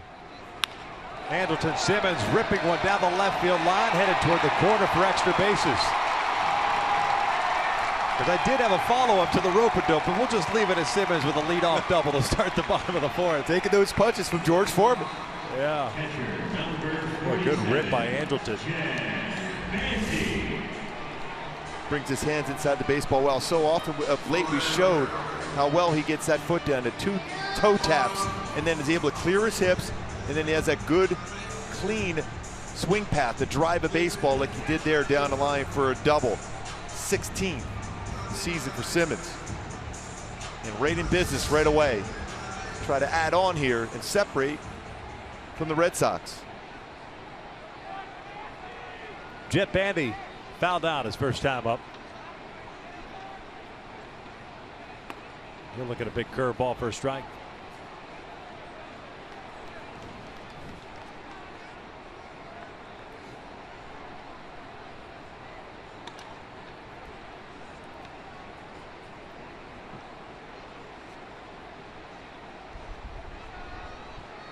Bandy drives one out to left field. That ball's hit pretty well. Chasing it down is Brents. Simmons will tag and head to third. Boy, I thought Brenson wasn't going to be able to get to that ball. Looking at back-to-back extra base hits. Instead, it's allowed out for Jet Bandy. Angels have a man at third with one out. And also solid base running by Simmons here. This ball was hit extremely well by Bandy. He checks to see where Brenson's going to go back on the baseball, gets right back to second base, is able to tag up because he's going back on the baseball and all by the heel of the glove. You're not going to get a lot on that throw as Brents makes the play, but Simmons able to advance to third base, bringing the infield in now for the Red Sox. Hit well by Bandy, very good base running by Simmons. Johnny Giavitello strikeout in his first plate appearance. He punches this one through the left side, an RBI single for Johnny. 4-2 Angels. Johnny be good on that swing there with the infield in. Credit Simmons for that one. Not only the double, but the base running. He's getting high fives as he makes his way back into the dugout. What it does is brings the infield in, and your chances of getting a hit as a batter in the plate with the infield in much greater. Because of that RBI single for Giavitello. Jumping on that first pitch breaking ball. Johnny picks up his 29th run batted in. 4-2 Angels. Here's Gregorio Petit, starting left fielder tonight.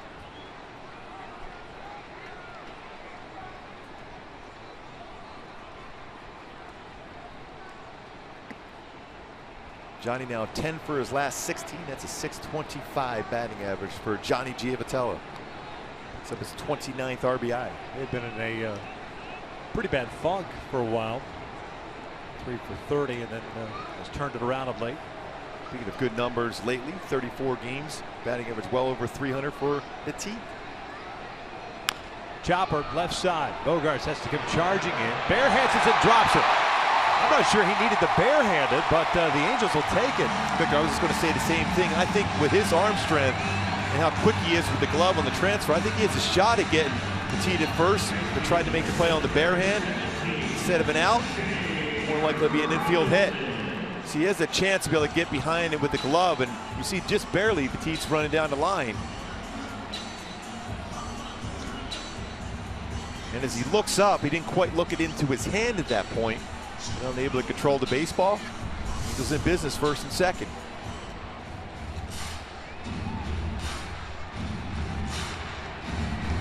A lot of times you'll see a pitcher when a ground ball up the middle using the bare hand, you'll sometimes get the seam will cut the finger. Maybe that happened there with Bogarts too.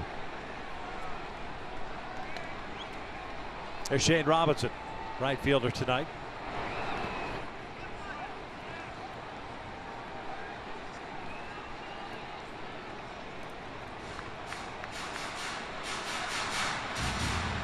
Robinson grounded back to the mound his first time up. And Boston's starting to get action in their bullpen right now. The Pomeranz at 58 pitches.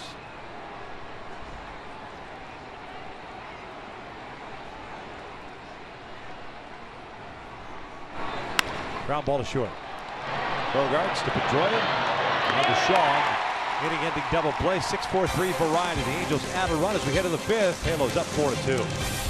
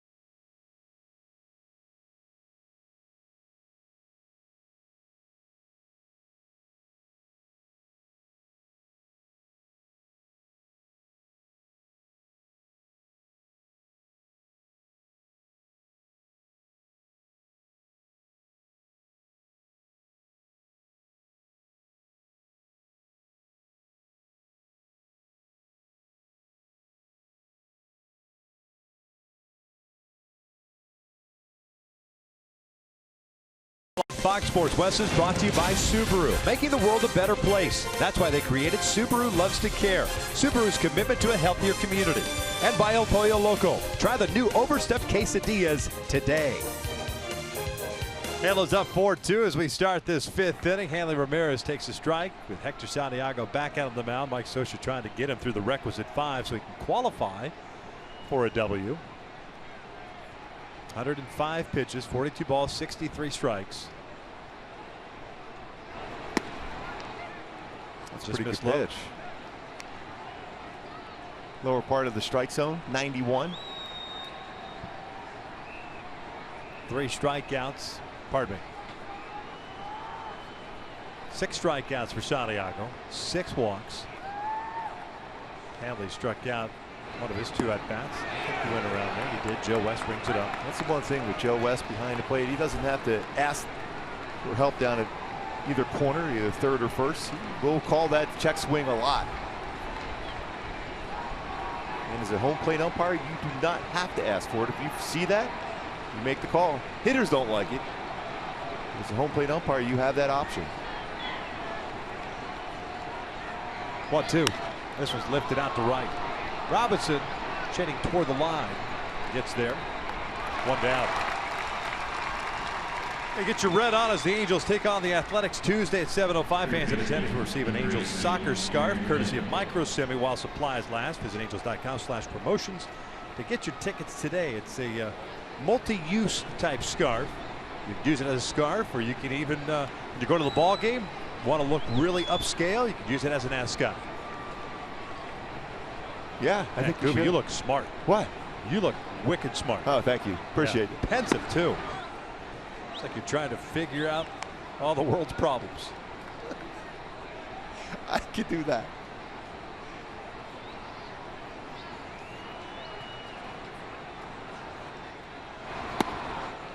Two balls, no strikes on Aaron Hill, the third baseman.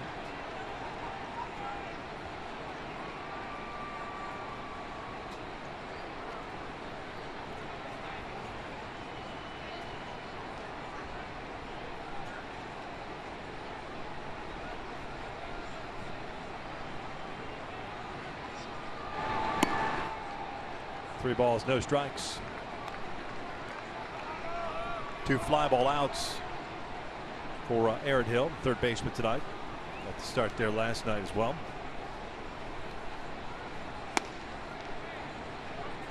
3-1. Fernando Salas was up last inning. He's ready to go in the pen, just in case.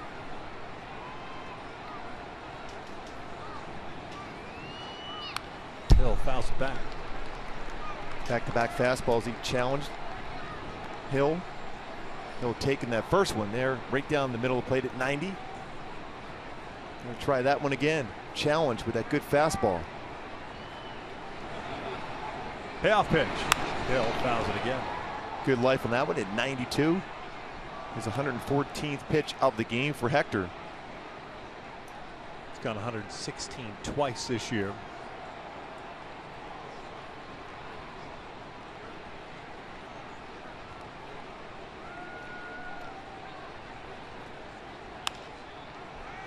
Should be in play. Giavotella cutting out. Shane Robinson coming in. Robinson makes the call at the last second. Makes the catch on the backhand.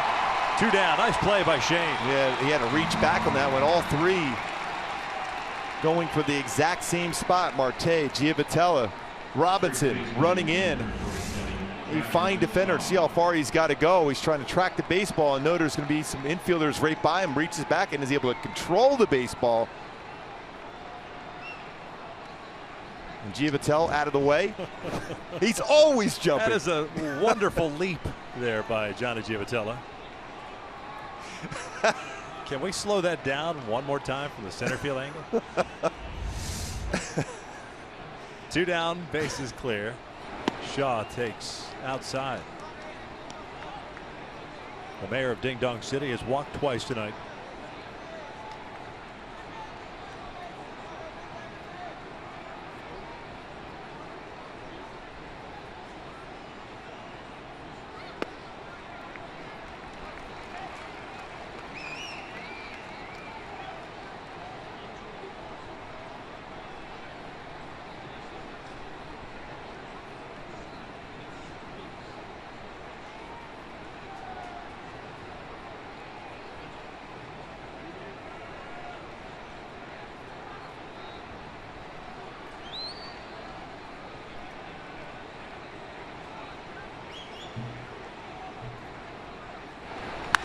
Pulled foul. 1-2.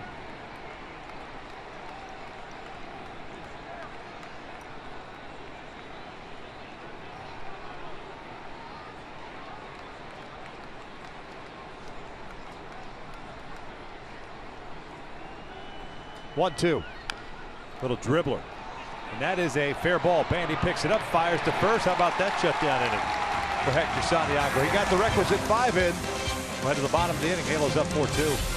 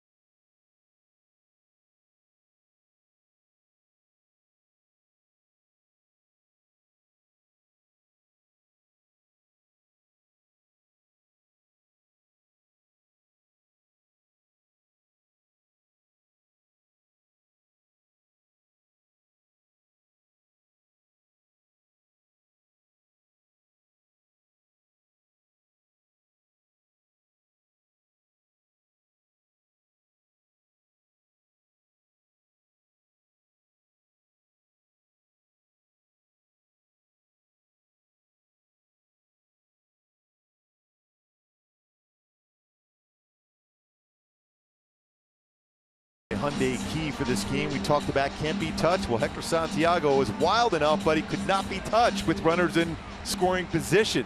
Once again, making that pitch when he needed to. Wasn't perfect today, but certainly with runners in scoring position, Hector somehow found a way to make the perfect pitch. Wasn't perfect today. You can't even say with a straight face. Again, I'm always half full guy. Escobar, Trout, and Pujols for the Angels here in the bottom of the 5th. Just 119 pitches for Hector through 5. I might have did that once or twice in my career, I'm sure. Oh, man. What I read, had he not pitched the 5th inning, Hector would have been the 9th pitcher since 1913 to throw 100+ pitches in 4 innings and allowed 2 runs or less. So he would have had that going for him. And he still has not stopped talking yet. No, I mean, no, forget about the word count. He blew the word count before the game even started. This one flared down the right field line. Betts in foul territory will make the catch for the first out. This copyrighted telecast is presented by authority of the Los Angeles Angels. It may not be reproduced or retransmitted in any form, and the accounts and descriptions of this game may not be disseminated without the express written consent of Angels Baseball LP.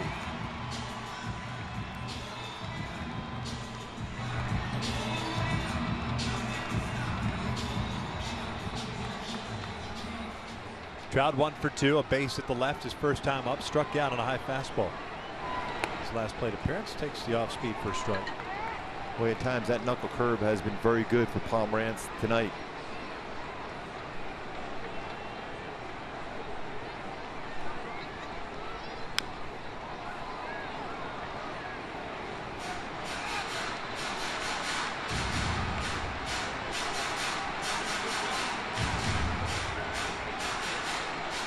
The guy that's bounced back and forth from the rotation to the bullpen. 53 appearances for Oakland last year, 9 of which were starts. And he got traded in the offseason to San Diego. This one's hit towards second. Pedroia to the backhand, bobbles it, gloves it, fires to first. 2 down. And with Albert coming to late back in the 3rd inning, it's worthy of a Carl's Cam replay. Albert, first pitch swinging. And you talk about some distance on that swing. For Albert, well over the 390 sign. 20th home run of the year, 580th of his career for Albert Pujols. 580 career home runs. Seems like only yesterday we were in the nation's capital and we hit 2 to get to 500. And on the all-time extra base hit list tied Lou Gehrig. We talked about that after that home run. Impressive for Albert. One thing when you get a chance to talk to Albert Pujols, when you mention those names, he loves the history of baseball. And when you mention the fact that he's being in the same breath as a Lou Gehrig or a Hank Aaron, or Willie Mays, Frank Robinson, all the great ones, he's humbled. 2-1 count.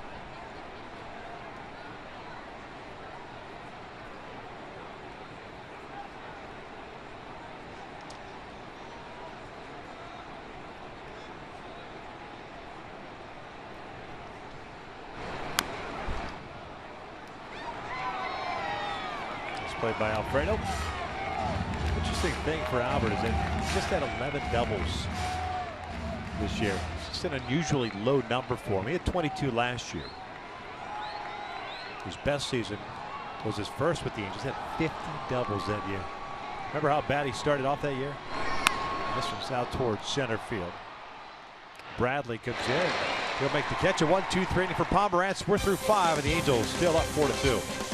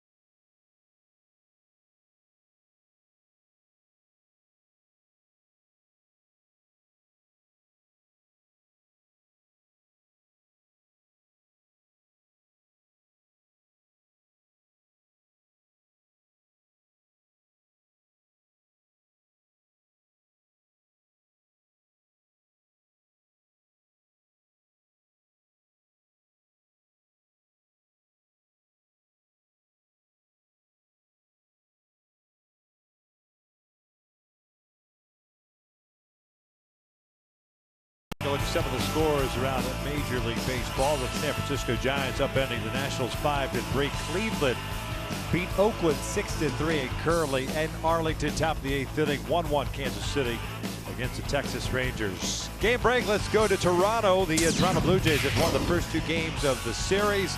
And here Kevin Pillar with a big hit, 2 RBI double. It extends the Blue Jays lead. Toronto has made it 3 in a row in the series, 5 overall against the Orioles. And the Blue Jays find themselves in first place in the American League. It's amazing where they've turned that around like that, Toronto. They played extremely well of late against Baltimore. And just recently got Jose Bautista back in the lineup as Fernando Salas takes over on the mound here for Hector Santiago. It is our in and out, who's in, who's out. Second appearance of the series for Fernando. He pitched Thursday, went 1 inning. 47th game on the season, 3-6 mark, 4.76 ERA. He's got 8-9-1 due up for the Red Sox. This is Brock Holt pinch hitting for Bryce Brentz.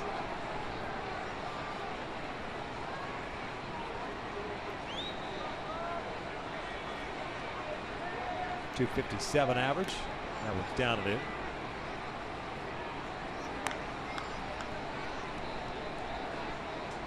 Ball and a strike on Holt. Holt last night 1 for 4.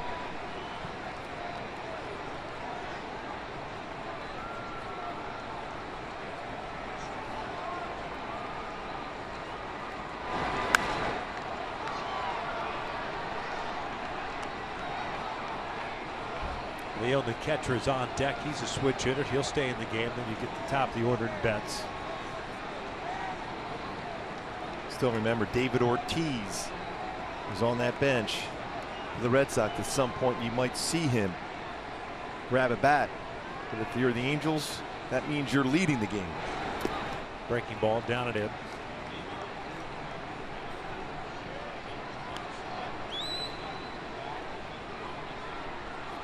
Two balls, 2 strikes. Final line on Hector Santiago, 5 innings, 4 hits, 2 runs both earned, 6 strikeouts, and 6 walks. 2-2. Chopper over the mound. Simmons was shading it toward the middle. Holt was retired for the first out here in the 6th.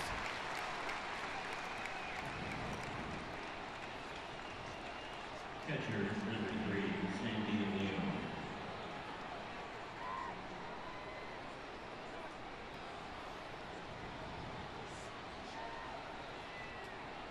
Rosenbach getting more used to normal during this start of the homestand with the humidity.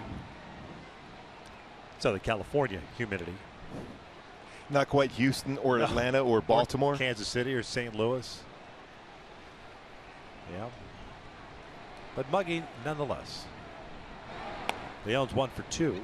Single and a strikeout.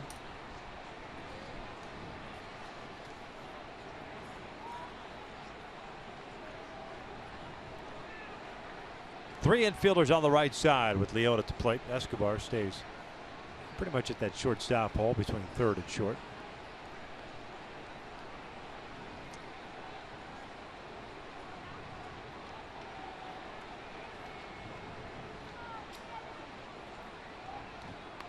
Trying to bunt his way on. 1-1. God, if you're the bottom of the order type guy, just trying to turn the lineup over and they're going to give you the opportunity to get on board that way, absolutely try it. That's your job, to get on base for that top of the order.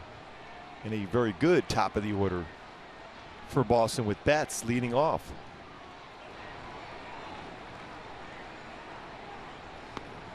Great change up there from Salas. Something to get a better feel of his last few times out with his changeup.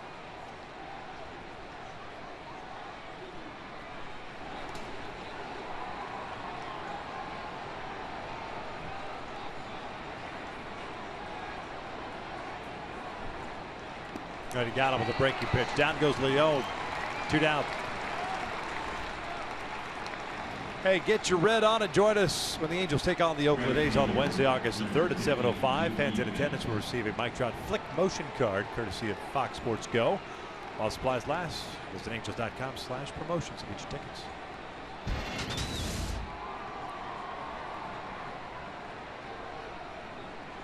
There's Trout. The base hit in this game so far. Lined it into left field.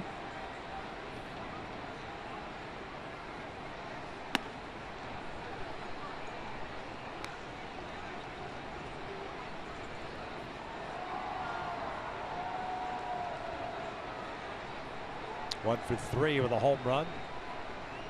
Ground out, reaching out a fielder's choice. Salas behind it. 2 balls, no strikes.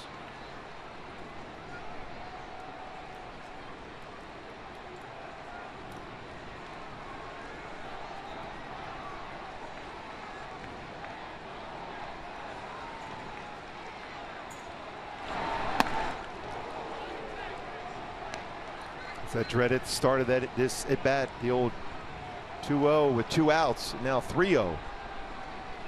And he try to keep that focus to finish off an inning. Very, very dangerous hitter on deck in Dustin Pedroia.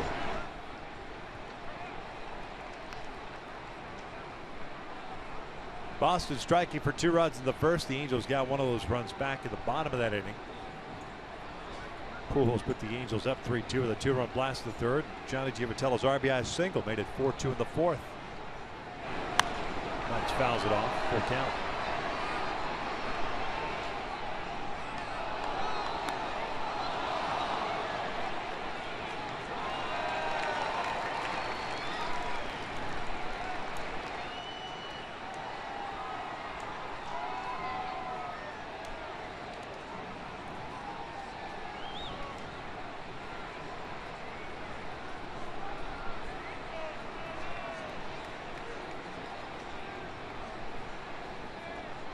Payoff pitch. Off speed and misses upstairs.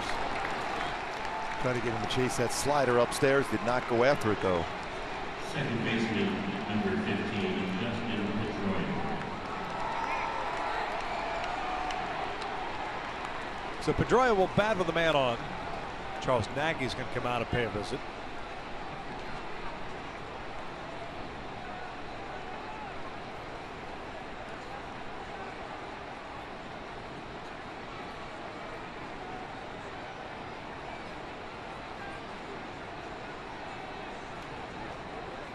This is more of a scouting report, especially with Pedroia. Very aggressive on first pitch fastball. Don't try to sneak one upstairs against him, because that's the pitch he'll try to drive a long way, the high fastball.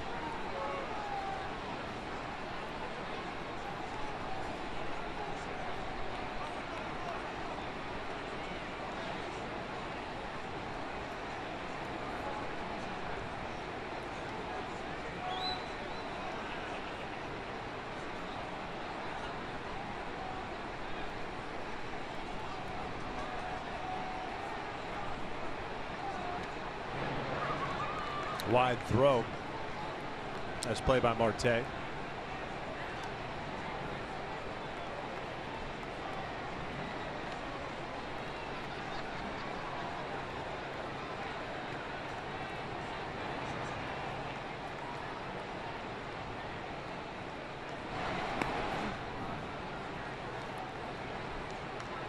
Pedroia with a couple of walks and a flyout. So he's 0 for 1.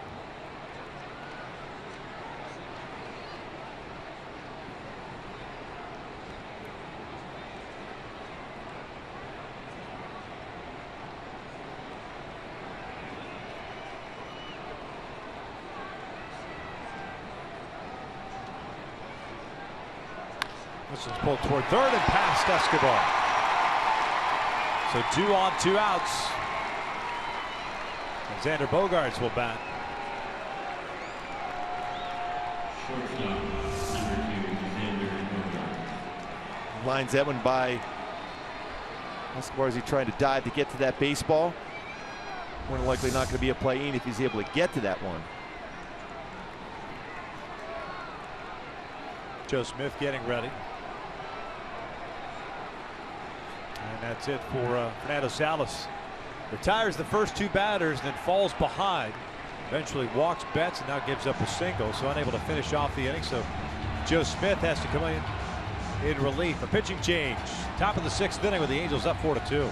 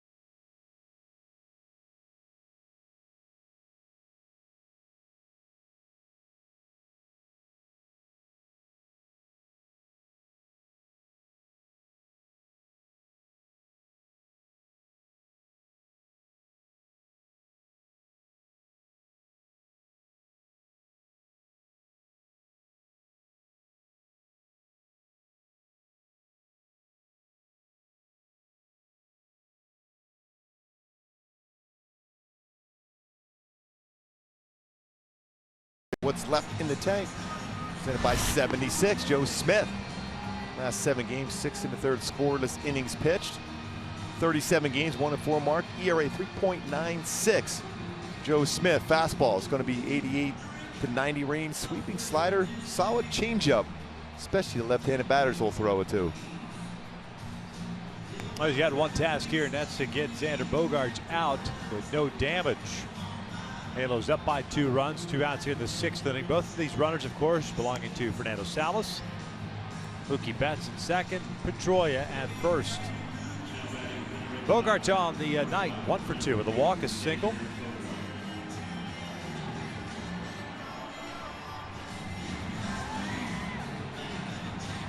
And a strikeout, a foul tip.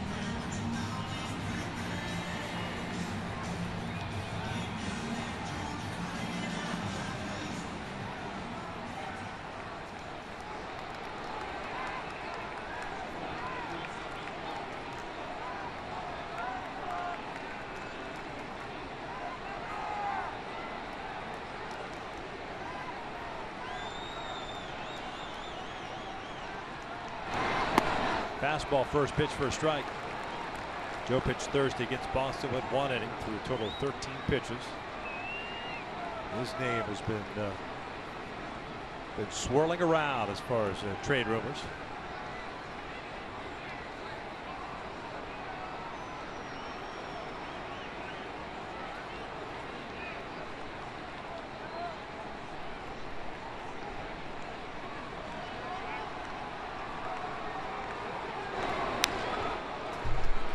Good sink action on that fastball from Joe Smith at 89.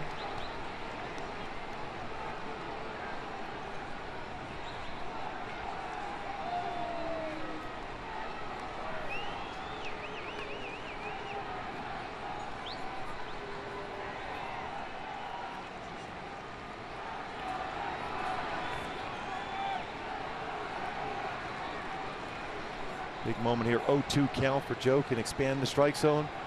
One part of the play where Bogaerts has had some troubles at down and away. Good spot to throw the slider. Fastball, trying to catch that outside part of the plate, just misses. 1-2. Good setup pitch. They can throw that slider away in that same plane. We're trying to run that 2-seamer down and in now.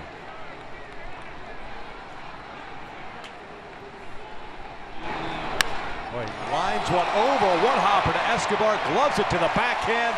They force out Betts for the 3rd out. Nice play by Unell as we head to the bottom of the 6th inning. Angels still up.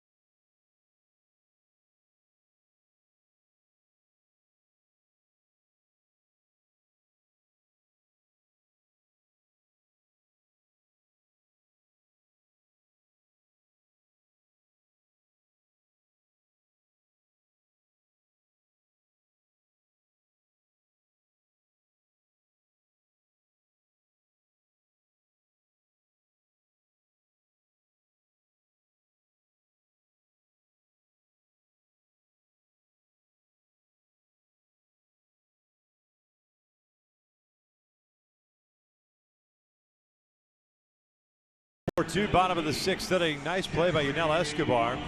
Joe Smith went back inside with that sinking fastball, and Bogaerts ripped it toward third. Yeah, the reason why he was able to get that bat head out so quickly is because that was around thigh high on that fastball. Didn't quite get it down and in, but nice play by Escobar to get that play at third base, that one-hop shot at him. Halos have Marte, Simmons, and Bandy to face Drew Pomerantz.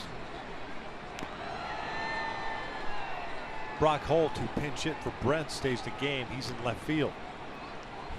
No other changes for the Red Sox.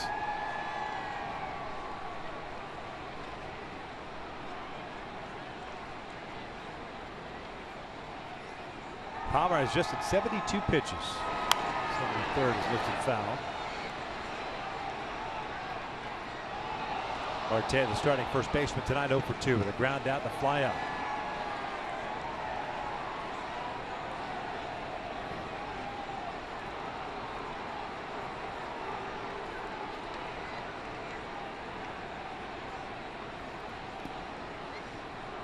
Sticking with that knuckle curve.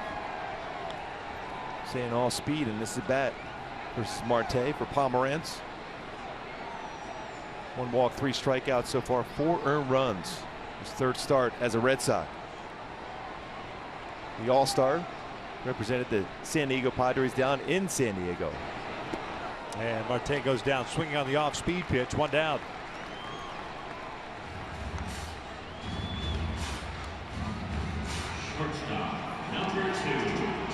Another former Padre that represented the Padres in San Diego, Matt Kemp, shipped off to the Atlanta Braves. And you would think Atlanta where they're at right now, but they're getting geared up for that opening that new stadium next year in Atlanta. They have a lot of young. Year? Supposed to be, yeah, next year, 2017. They got a lot of young pitching prospects. Not a lot of offense. Instead of maybe Freddie Freeman been consistent swinging the bat for Atlanta, but now all of a sudden you add Matt Kemp into that lineup with that pitching. We'll be ready to go in that new stadium.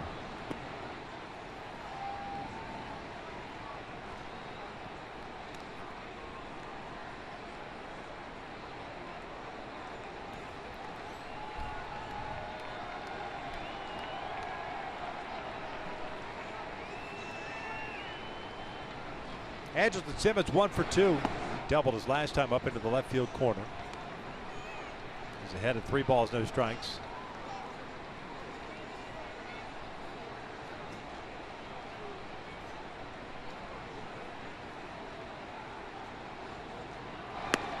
And there's a 4-pitch walk.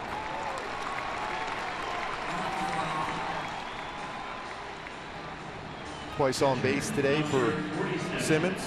Double, scored a run, now a walk. Looks like John Farrell's going to go to the bullpen now with that walk. Joe Kelly, right-hander, coming out of relief. Drew Pomerantz is done, and his 3rd start since coming over from the Padres. We have ourselves a pitching change in the 6th. The Angels up 4-2.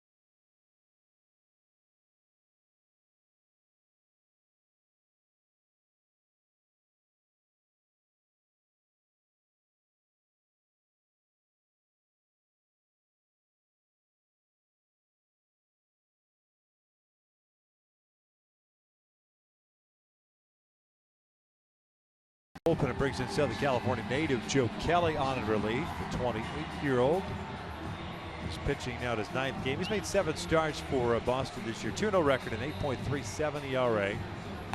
He's been wildly inconsistent coming over in the John Lackey deal a couple of years ago. Nice fastball, a firm fastball, 93-97, slider, curveball, changeup. Looked like last year towards the end of the season, he found that delivery, more consistency, and all of a sudden again back to where he was earlier in the season this year. Palmer inside a game going 5 in the 3rd. Kelly to face Jet Bandy. Bandy 0 for 2 with a couple of fly ball outs. One a foul pop-up when driven out to left center.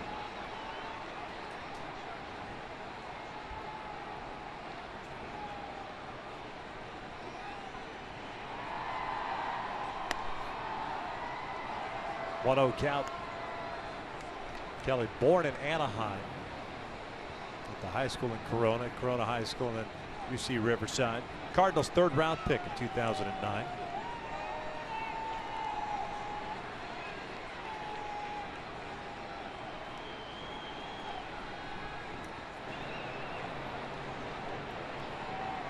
Bandy drives this one out to left field. Brock Holt racing back, and on the warning track, can't get it. It's over his head. Simmons kind of stepped up, held up for a second. He's being waved home. The throw is spiked into the ground. It's an RBI double for Jet Bandy. That makes it 5-2.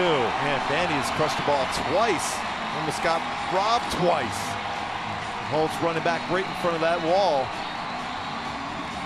I don't know if Bogarts had felt that Pedroia was in front of him. Didn't get a lot on that throw. Straight down, and you mentioned spiked the throw. Holt reaching up. Ball is going right by his glove. And you see the throw. I think part of it is he saw that Pedroia was close by him. He didn't get anything on there, and allowing Simmons to come all the way around for first to score. Second run that Simmons has scored in this game. Bandy drives in his 17th run. Here's Johnny Givatello with a man in scoring position. Johnny with an RBI single his last time up. Book now closed on Pomerantz.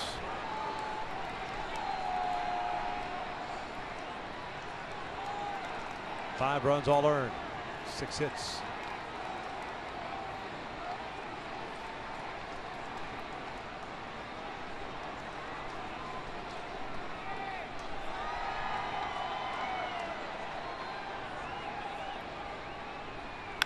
Ground ball to second. 2 down as Bandy ends up at 3rd.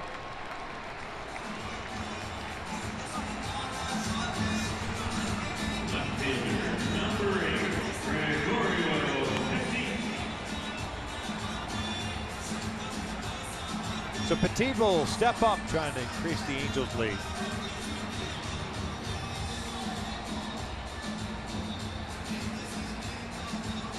One for 2 nights so far with a single.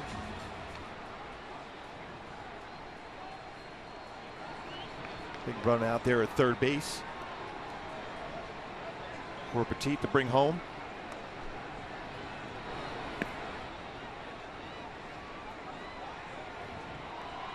Joe Kelly at UC Riverside, where our good friend Troy Percival, head coach.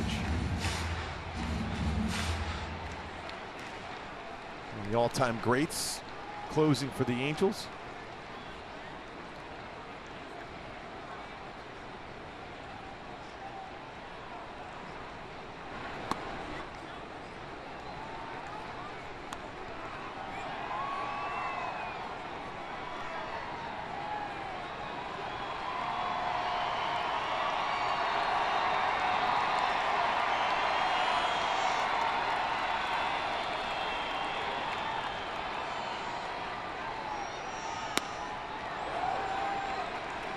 Two and one.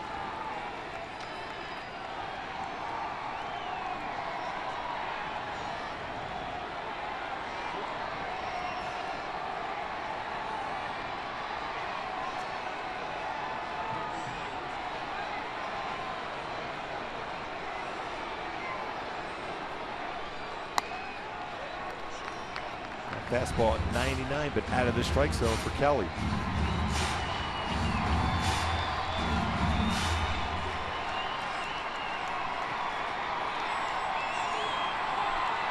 Began the season in the Red Sox rotation.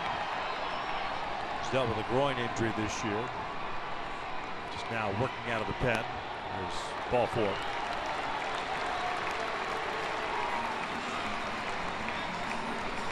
Shane Robinson will bat with a couple of men on.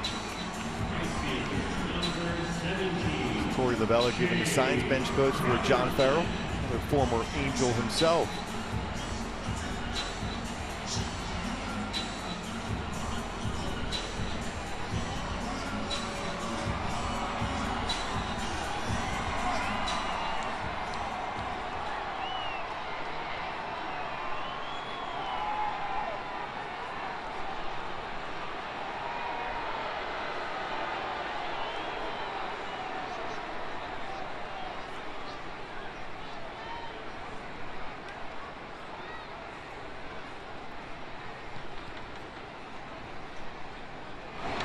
This one's out toward right field and sliding and making the catch is Mookie Betts for the 3rd out. Nice play by the Red Sox right fielder. The Angels out of run as we head to the 7th. It's 5-2.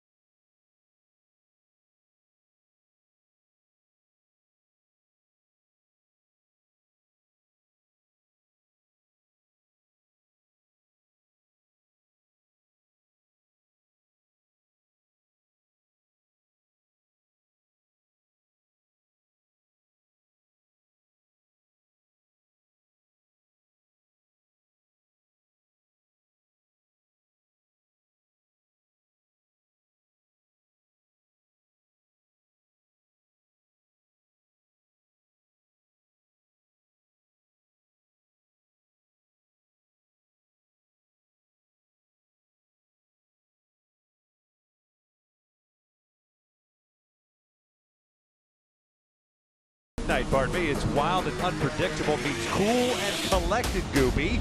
Cool and collected. Yeah, undefeated rising star Yair Rodriguez takes on Alex Bruce Leroy Caceres. UFC Fight Night begins Saturday, August 4th, or August 6th, pardon, 4 p.m. Pacific on FS1 or watch it live on Fox Sports Go. Oh, Bruce Leroy. Yes, week from tonight. The Last Dragon. Joe Smith, who got the last out in the 6th inning, back out here in the 7th. Bradley Jr., Ramirez, and Hill are the scheduled batters for Boston.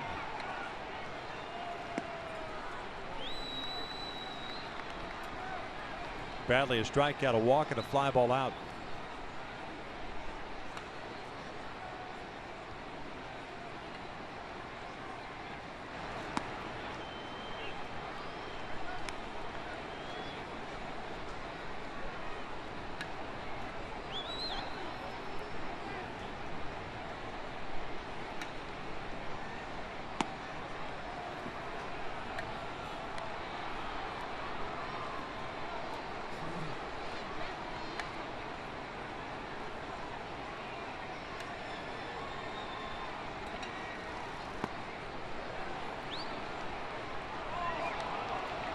Three and one.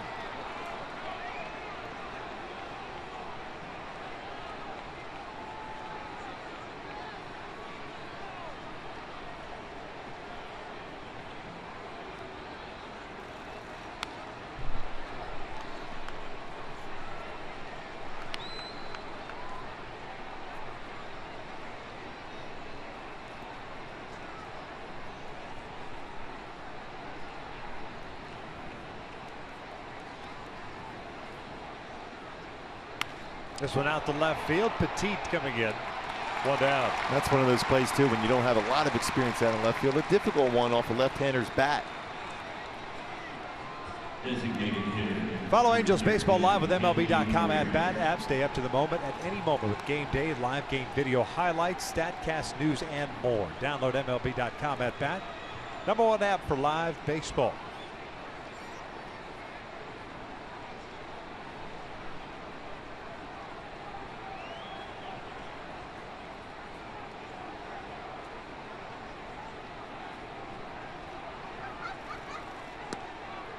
Hanley will look at a strike. 1 for 3 tonight.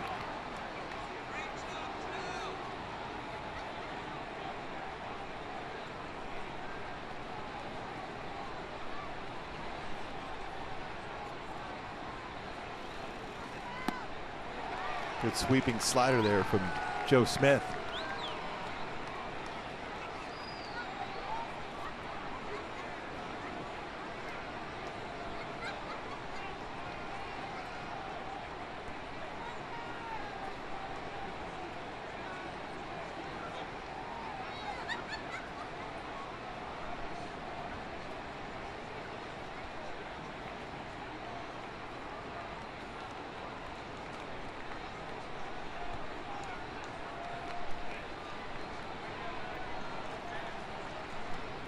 There's the 0-2 outside.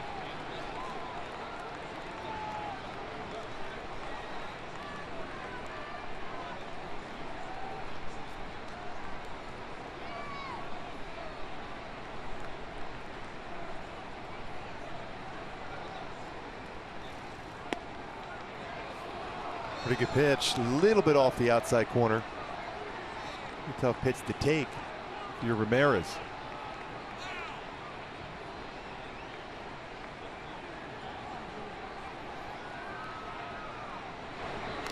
Foul back off the mask. The count remains at 2 balls and 2 strikes.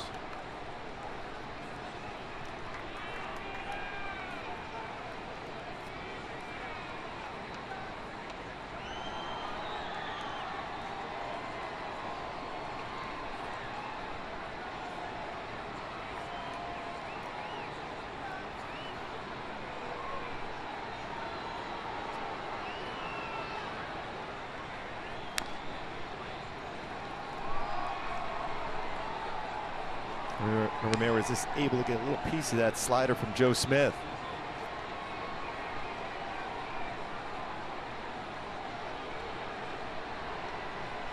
Light wave going here at the ballpark.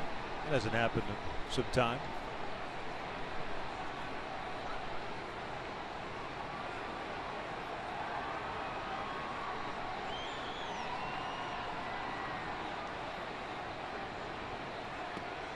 Missed inside. Full count. Try to get him to chase a changeup.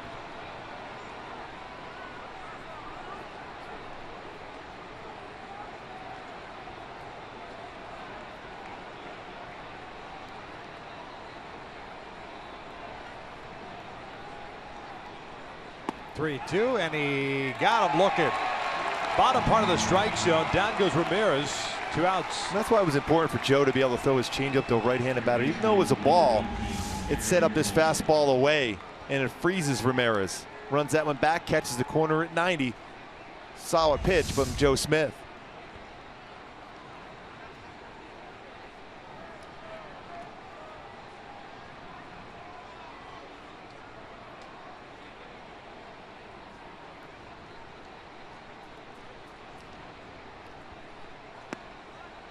First pitch is strike on Aaron Hill.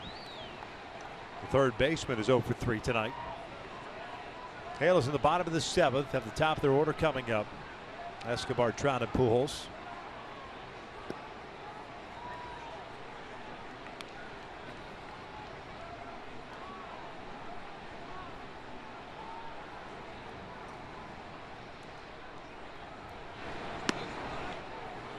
Just missed it. 2-1 count. 21 pitches for Joe. 12 strikes, 9 balls. He's recorded 3 outs so far.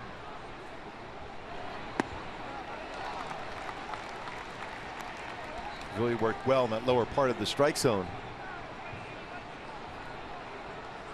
And his innings pitch, 1 inning pitch so far, trying to finish off, go 1 1/3. Slider pulled to third. Escobar with a backhand. And Marte will glove it. A 1-2-3 inning for Joe Smith. Stretch time here at the Big A. It's 5-2 Angels.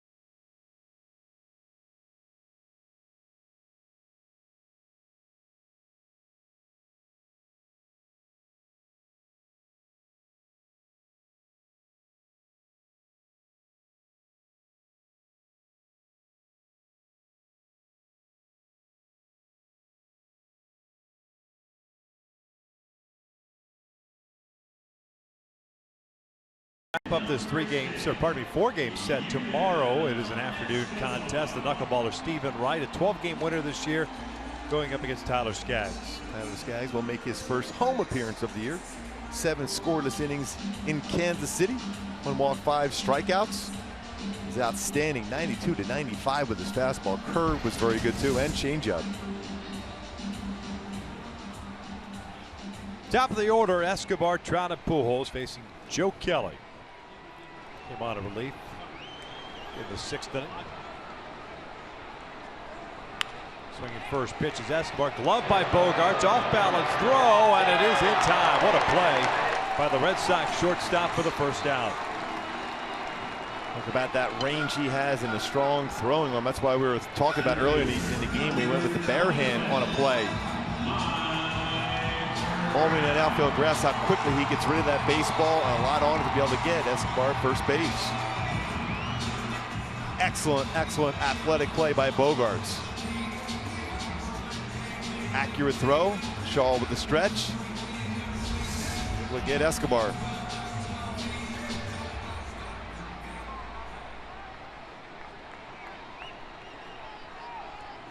Trout tonight 1 for 3. Single in his first at bat.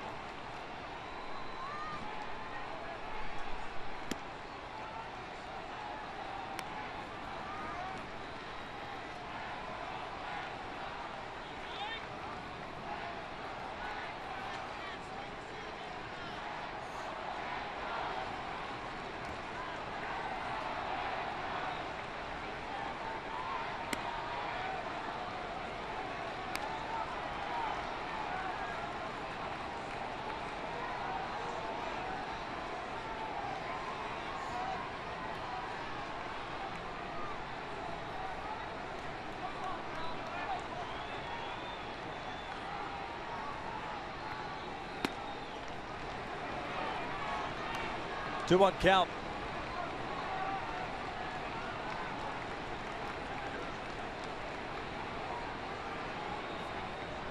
Pujols on deck. Boston with 2 runs on 5 hits. They've stranded 10. Halos 5 runs, 7 hits, 4 left on. 2-2. Santiago working 5 innings through 114 pitches. 6 walks, 6 strikeouts.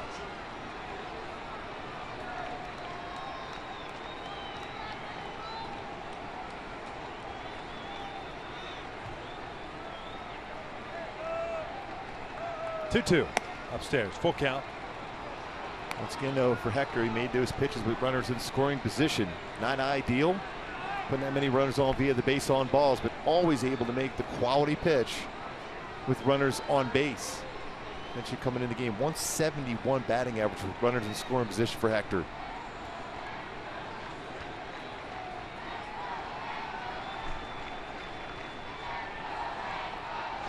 Three-two, and he walked him. Borderline pitch, could have gone either way. Back in the 3rd inning, it's our top tier play of the game, brought to you by Arco. Albert Pujols with 1 on. Well, no one on anymore after that swing. Big fly. 2-run home run for Albert, 20th of the season, 580th of his Hall of Fame career.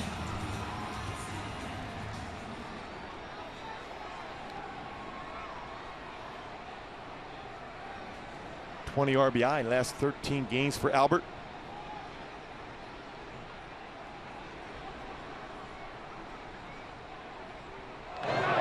Trout going, leaning, able to get back though. 17 stolen bases in 18 attempts. See how he's going to go. First pitch, has to dive back, goes to that back part of the base, a longer tag for the first baseman, gets back in there.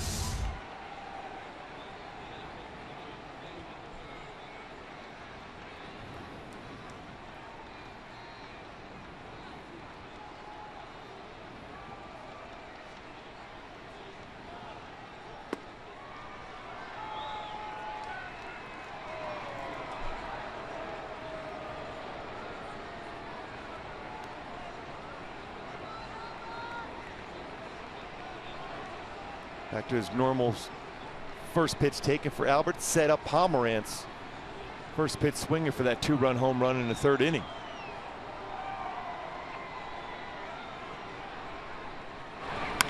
Jam shot toward short. Bogarts feeds Pedroia for 1. The relay back in time. It's a double play. 7 in the books. It's 5-2 Angels.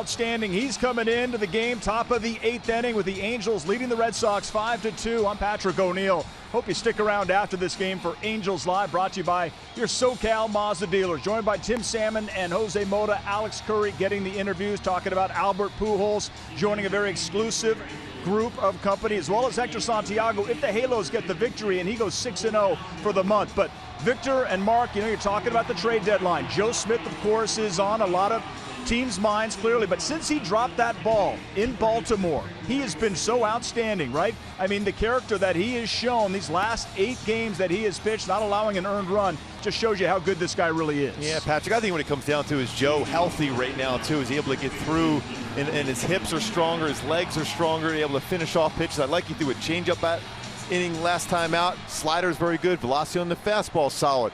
88, 90. A lot of pitches at 90 for Joe. Healthy, and that's why he's driving towards the plate to be able to hit his spots.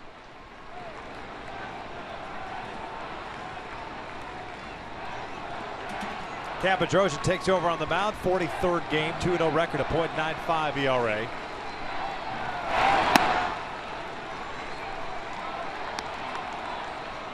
First one's upstairs.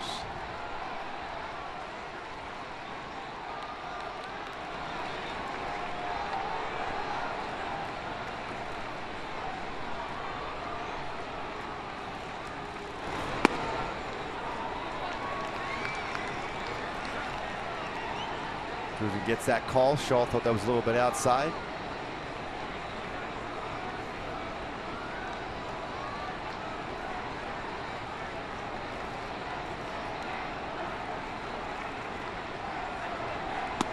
Big swing and a miss.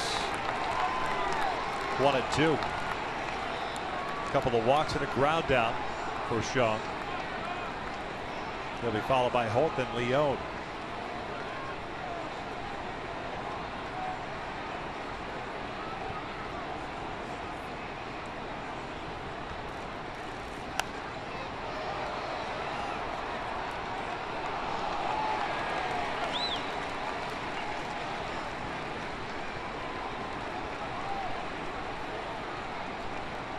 Cole Calhoun not getting the whole day off. Back out in right field. Shane Robinson moves over to left field. And Petit comes in from left to second. So Giovatello's out of the game, and Cole's batting in that 7th spot. Here's the 1-2. Breaking ball, got him down, goes Shaw, one away. And that's been the big difference maker for me when I look at Cam and how well he has thrown the ball. His velocity on his fastball has always been there. He's been spotting it well, but he's had that wipeout breaking ball. 87-mile-an-hour breaking ball to get a swing and miss. He's been able to throw for strikes, and when he's ahead of the count, can get a swing and miss.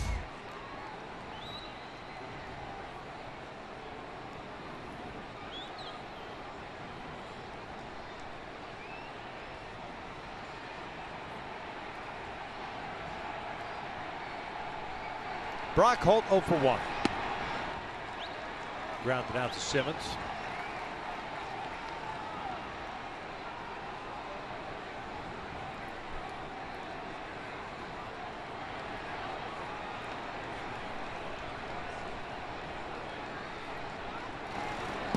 Breaking ball, catches the inside corner, 0-2. There's Chili Davis right there. He's done a fantastic job as a hitting coach for the Red Sox. Another, talked about a number of former Angels on that coaching staff for the Red Sox. Chili, one of the all-time greats. Switch hitter, 350 career home runs, 156 of them with the Angels. Holt goes down swinging on the breaking ball, 2 down.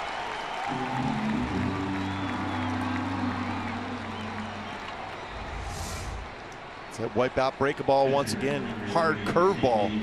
Cam Bedrosian throws that one at 84. Shaw struck out on a curveball at 87.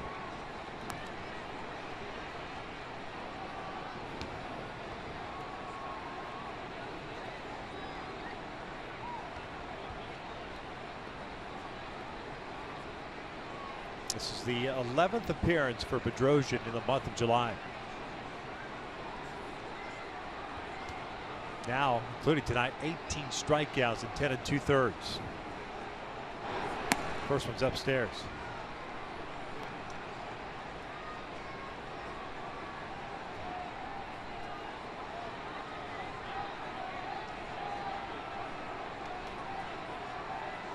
Sandy Leone 1 for 3.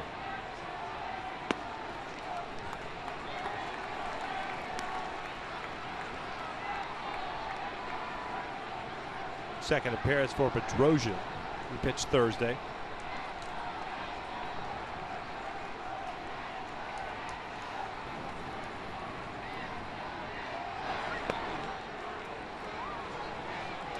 2-1 count.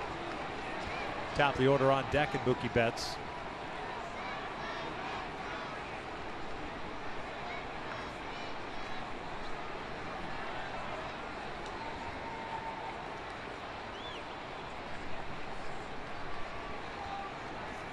That's ripped to right, a base hit.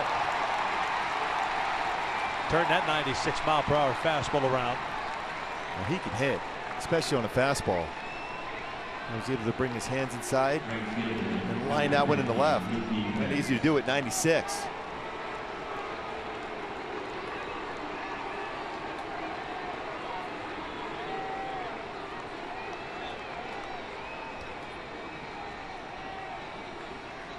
Betts tonight 1 for 3. He led off the game with a home run. 21st of the year. 68 RBIs.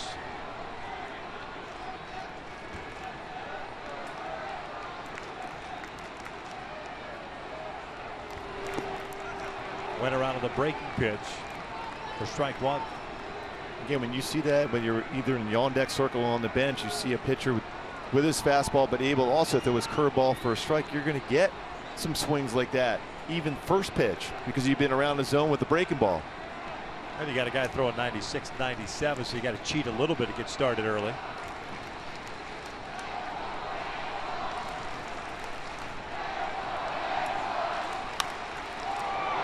Late on that fastball at 96.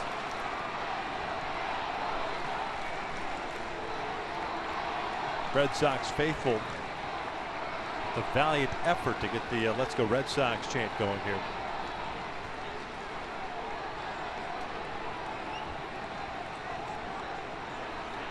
Oh, 2 count, 2 outs. We're in the 8th, 5-2 Angels. Halos, the bottom of the inning, have Marte, Simmons, and Bandy due up. Someone reaches and Cole will get an opportunity.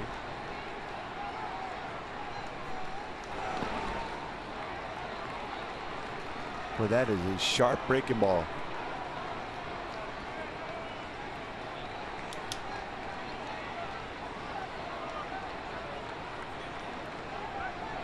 Pump count. I'm even trying that breaking ball again or a fastball. Try that outside corner, keep it down.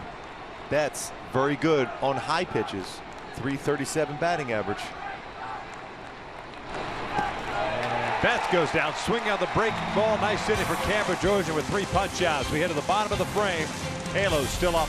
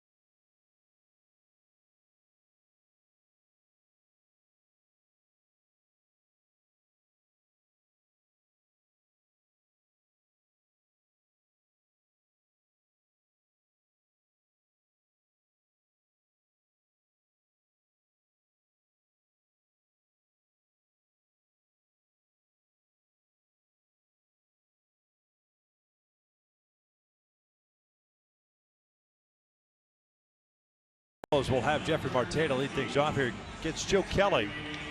He's working his 3rd inning of relief.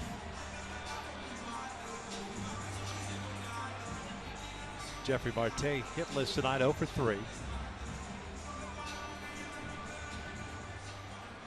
Apparently one of the offensive chips may have fallen tonight with Jonathan Lucroy being traded from Milwaukee to Cleveland pending his approval. He's got a no-trade clause. The Indians without Yan Gomes for an extended period of time, looking to shore up the backstop area as Marte hits one off the end of the bat and a little trickle out of the center for a leadoff single.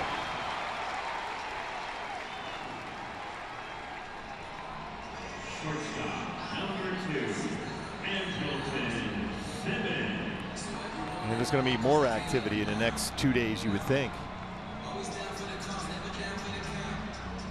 So many close races. Wild cards in both leagues, very tight also.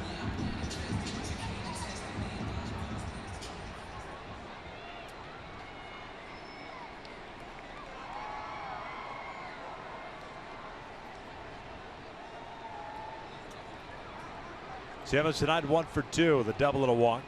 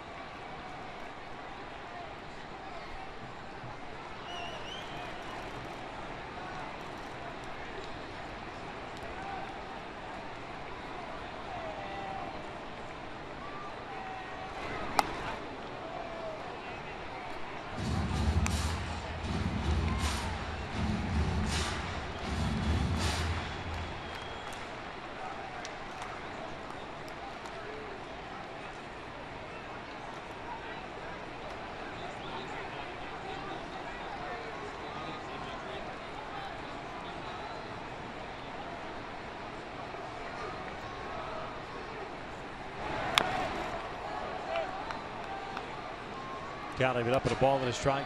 Angels have Houston Street getting ready in their pen.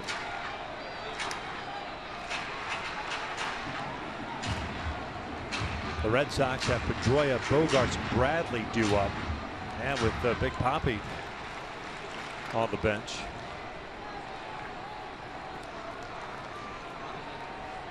Red Sox with action in their pen as well. Tommy Lane, the lefty.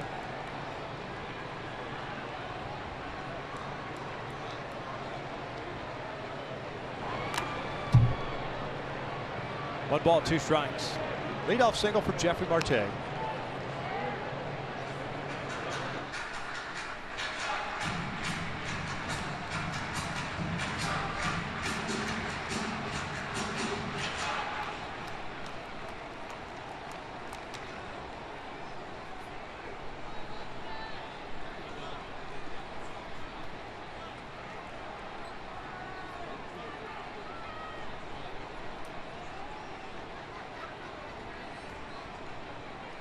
The 1-2 up and in, snap throw to first. Marte back easily.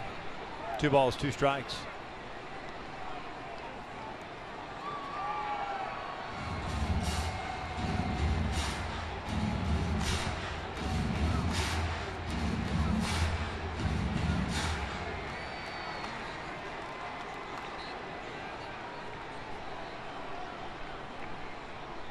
Tampa Drozian finishing off the Red Sox in the top of the 8th inning. 24th consecutive appearance without allowing a run for Kim. It covers what, 22 2/3? Yeah, it's 4th longest streak in Angels history. 2-2.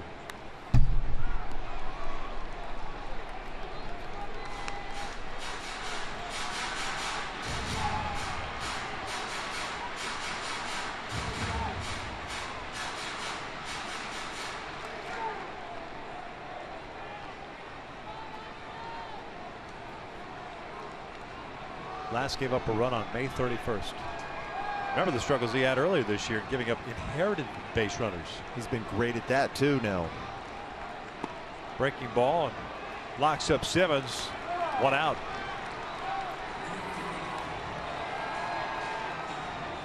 So Jet Bandy will bat with a man on and 1 out.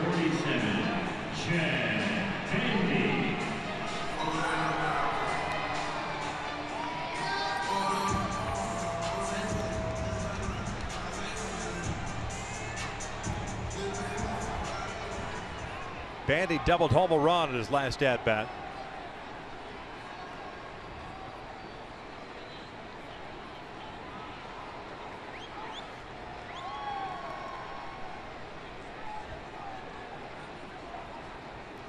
Cam's dad, Steve Drojan, former Cy Young Award winner, once had a streak of 27 straight scoreless innings back in 1982.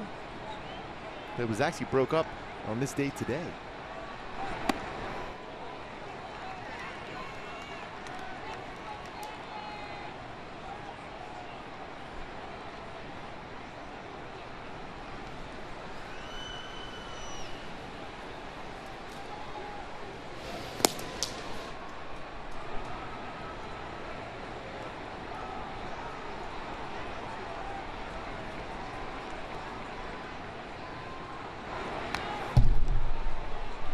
Pretty good swing at that 99-mile-an-hour fastball from Bandy, who's hit the ball well twice. He's got a double, also flew out right to the wall in left field.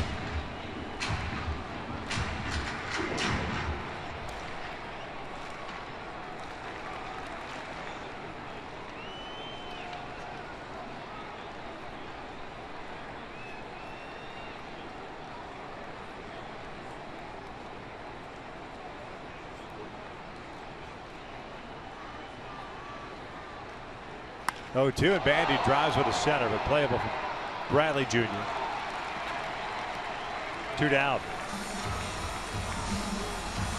Jets hit the ball hard tonight 3 times. Yeah, 3 times. He squared up the baseball very well.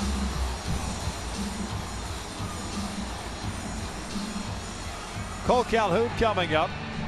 That's going to be it for Joe Kelly. Tommy Lane on a relief. A pitching change here in the 8th. Halos leading at 5-2.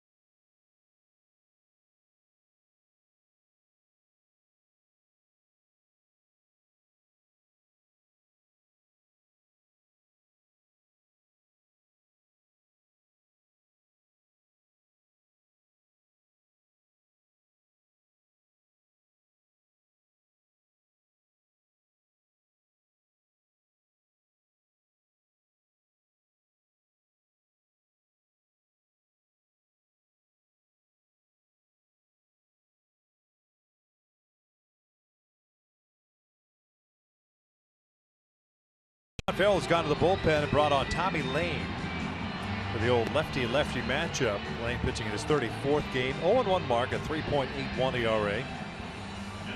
28 in the 3rd innings, 24 strikeouts, but 14 walks to the lefty. And he's going to face Cole Calhoun with 2 outs and a man at first.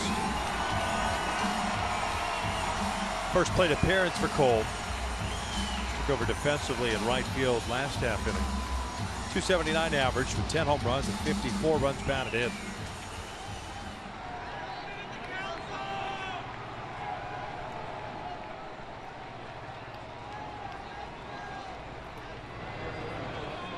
Jeffrey Marte still over at first base with a leadoff single. First one's in for a strike.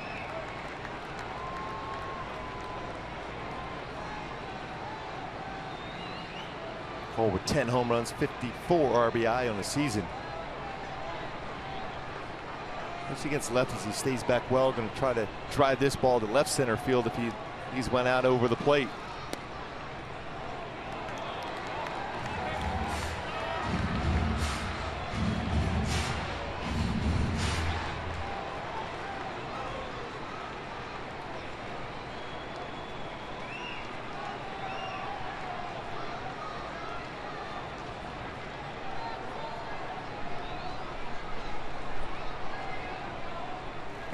Down and away.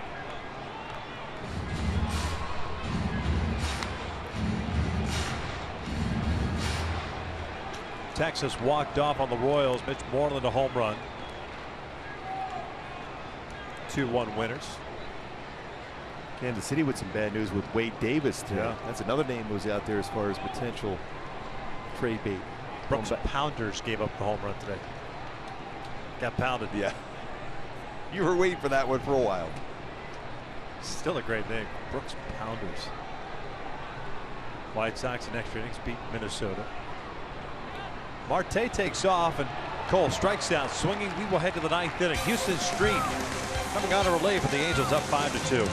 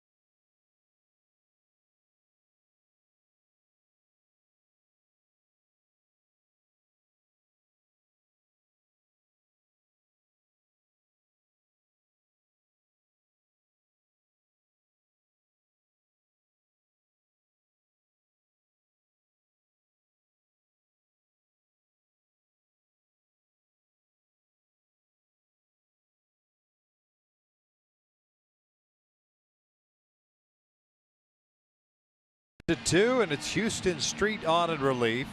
First time he's pitched since Monday in Kansas City. Went 1 inning in that one, throwing a total of 9 pitches. He's trying to close it out for the Angels and Hector Santiago, who is the pitcher of record. Hector looking for his 10th win. Houston pitching in his 25th game this year. 3-1 mark and a 4.75 ERA.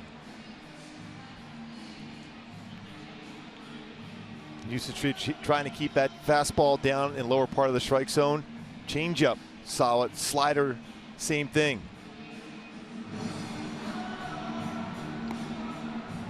He'll have his hands full here, Gooby. You talk about the lineup for the Boston Red Sox. It's 2, 3, and 4 with Big Papi looming.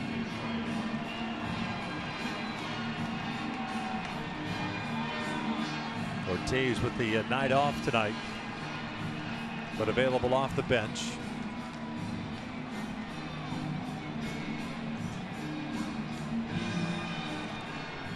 Dustin Pedroia to lead things off, 1 for 2. Couple of fly balls.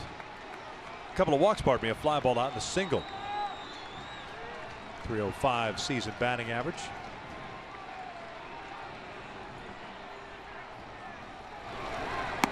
First one's in for a strike.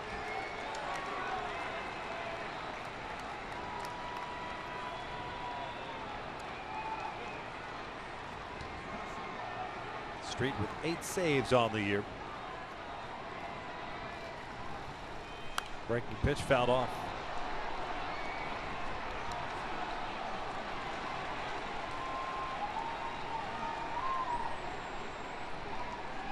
Hector Santiago going 5 innings. Fernando Salas 2/3 of an inning. Joe Smith an inning and a third. Bedrosian with 1 inning, striking out the side, giving up a single in there as well. It's a pretty good slider. Pedroia fouled that one off, well off the plate.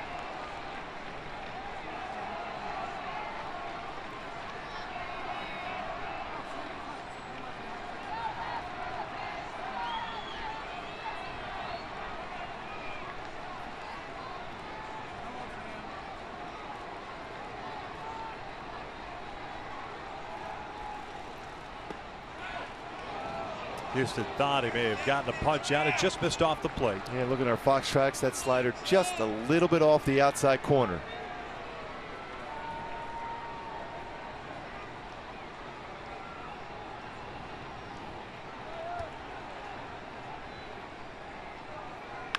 Chopper to the right side. Marte to the backhand. Slips for a second. Street there. Got him.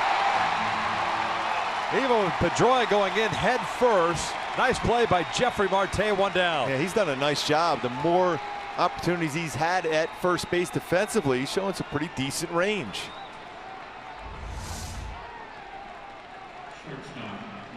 He's trying to get balance to flip that one over. And it looked like because of that head first slide, it took Pedroia longer to get to first base. See how that slide head first started way early. Yeah. And unable to get the first base before Houston Street got there. Yeah, it was kind of Willie Mays Hayes like.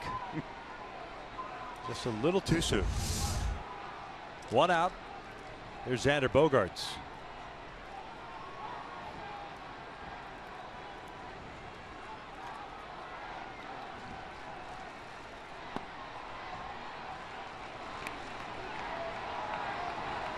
Bogaerts 1 for 3.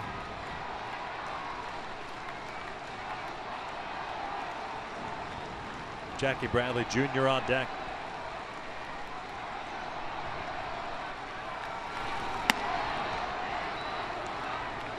Two balls, no strikes.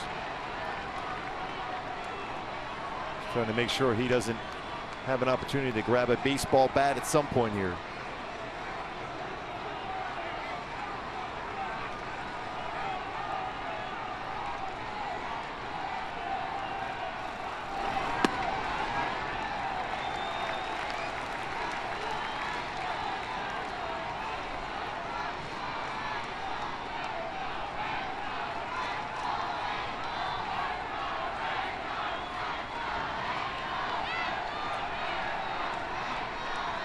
Two-one. Oh, good off-speed pitch.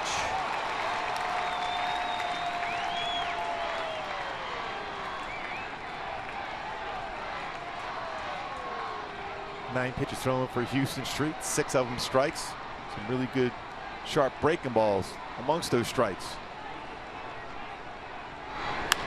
Got him to reach for it, pops it up to shallow right center. Petit going out underneath it, puts it away, 2 down.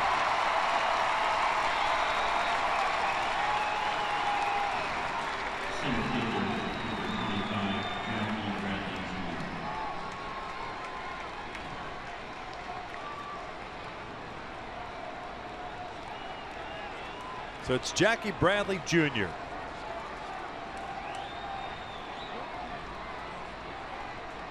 Oh for 3 with a walk. First one for a strike.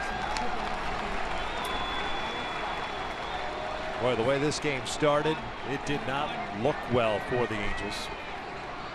Command an issue for Hector Santiago. Boston took a 2-0 lead in the first, but was able to, I guess, settle down a little bit, keep things in check, made some quality pitches when he needed to 114 through 5 innings.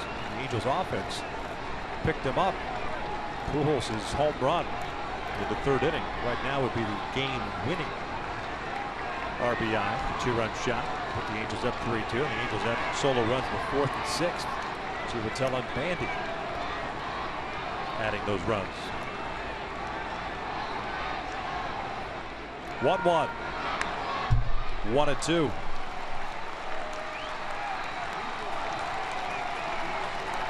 Tyler Skaggs on the mound tomorrow afternoon. Stephen Wright, the knuckleballer, on the mound for Boston.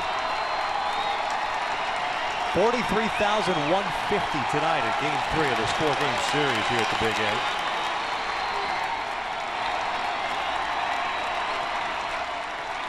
1-2. Got him looking like that baby up as the Angels finish off the Red Sox tonight. 5-2 the final. What a nice victory that was tonight for the Angels. Houston Street picking up his 9th save of the season. Hector Santiago, his 10th victory, a career high for Hector the Machine. Albert Pujols, home run number 580 in his Hall of Fame career.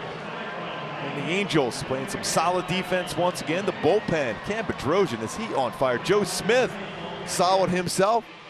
As Houston Street closes it out for the Halos, win this one 5-2 so far, 2-3 against the Red Sox on the W side.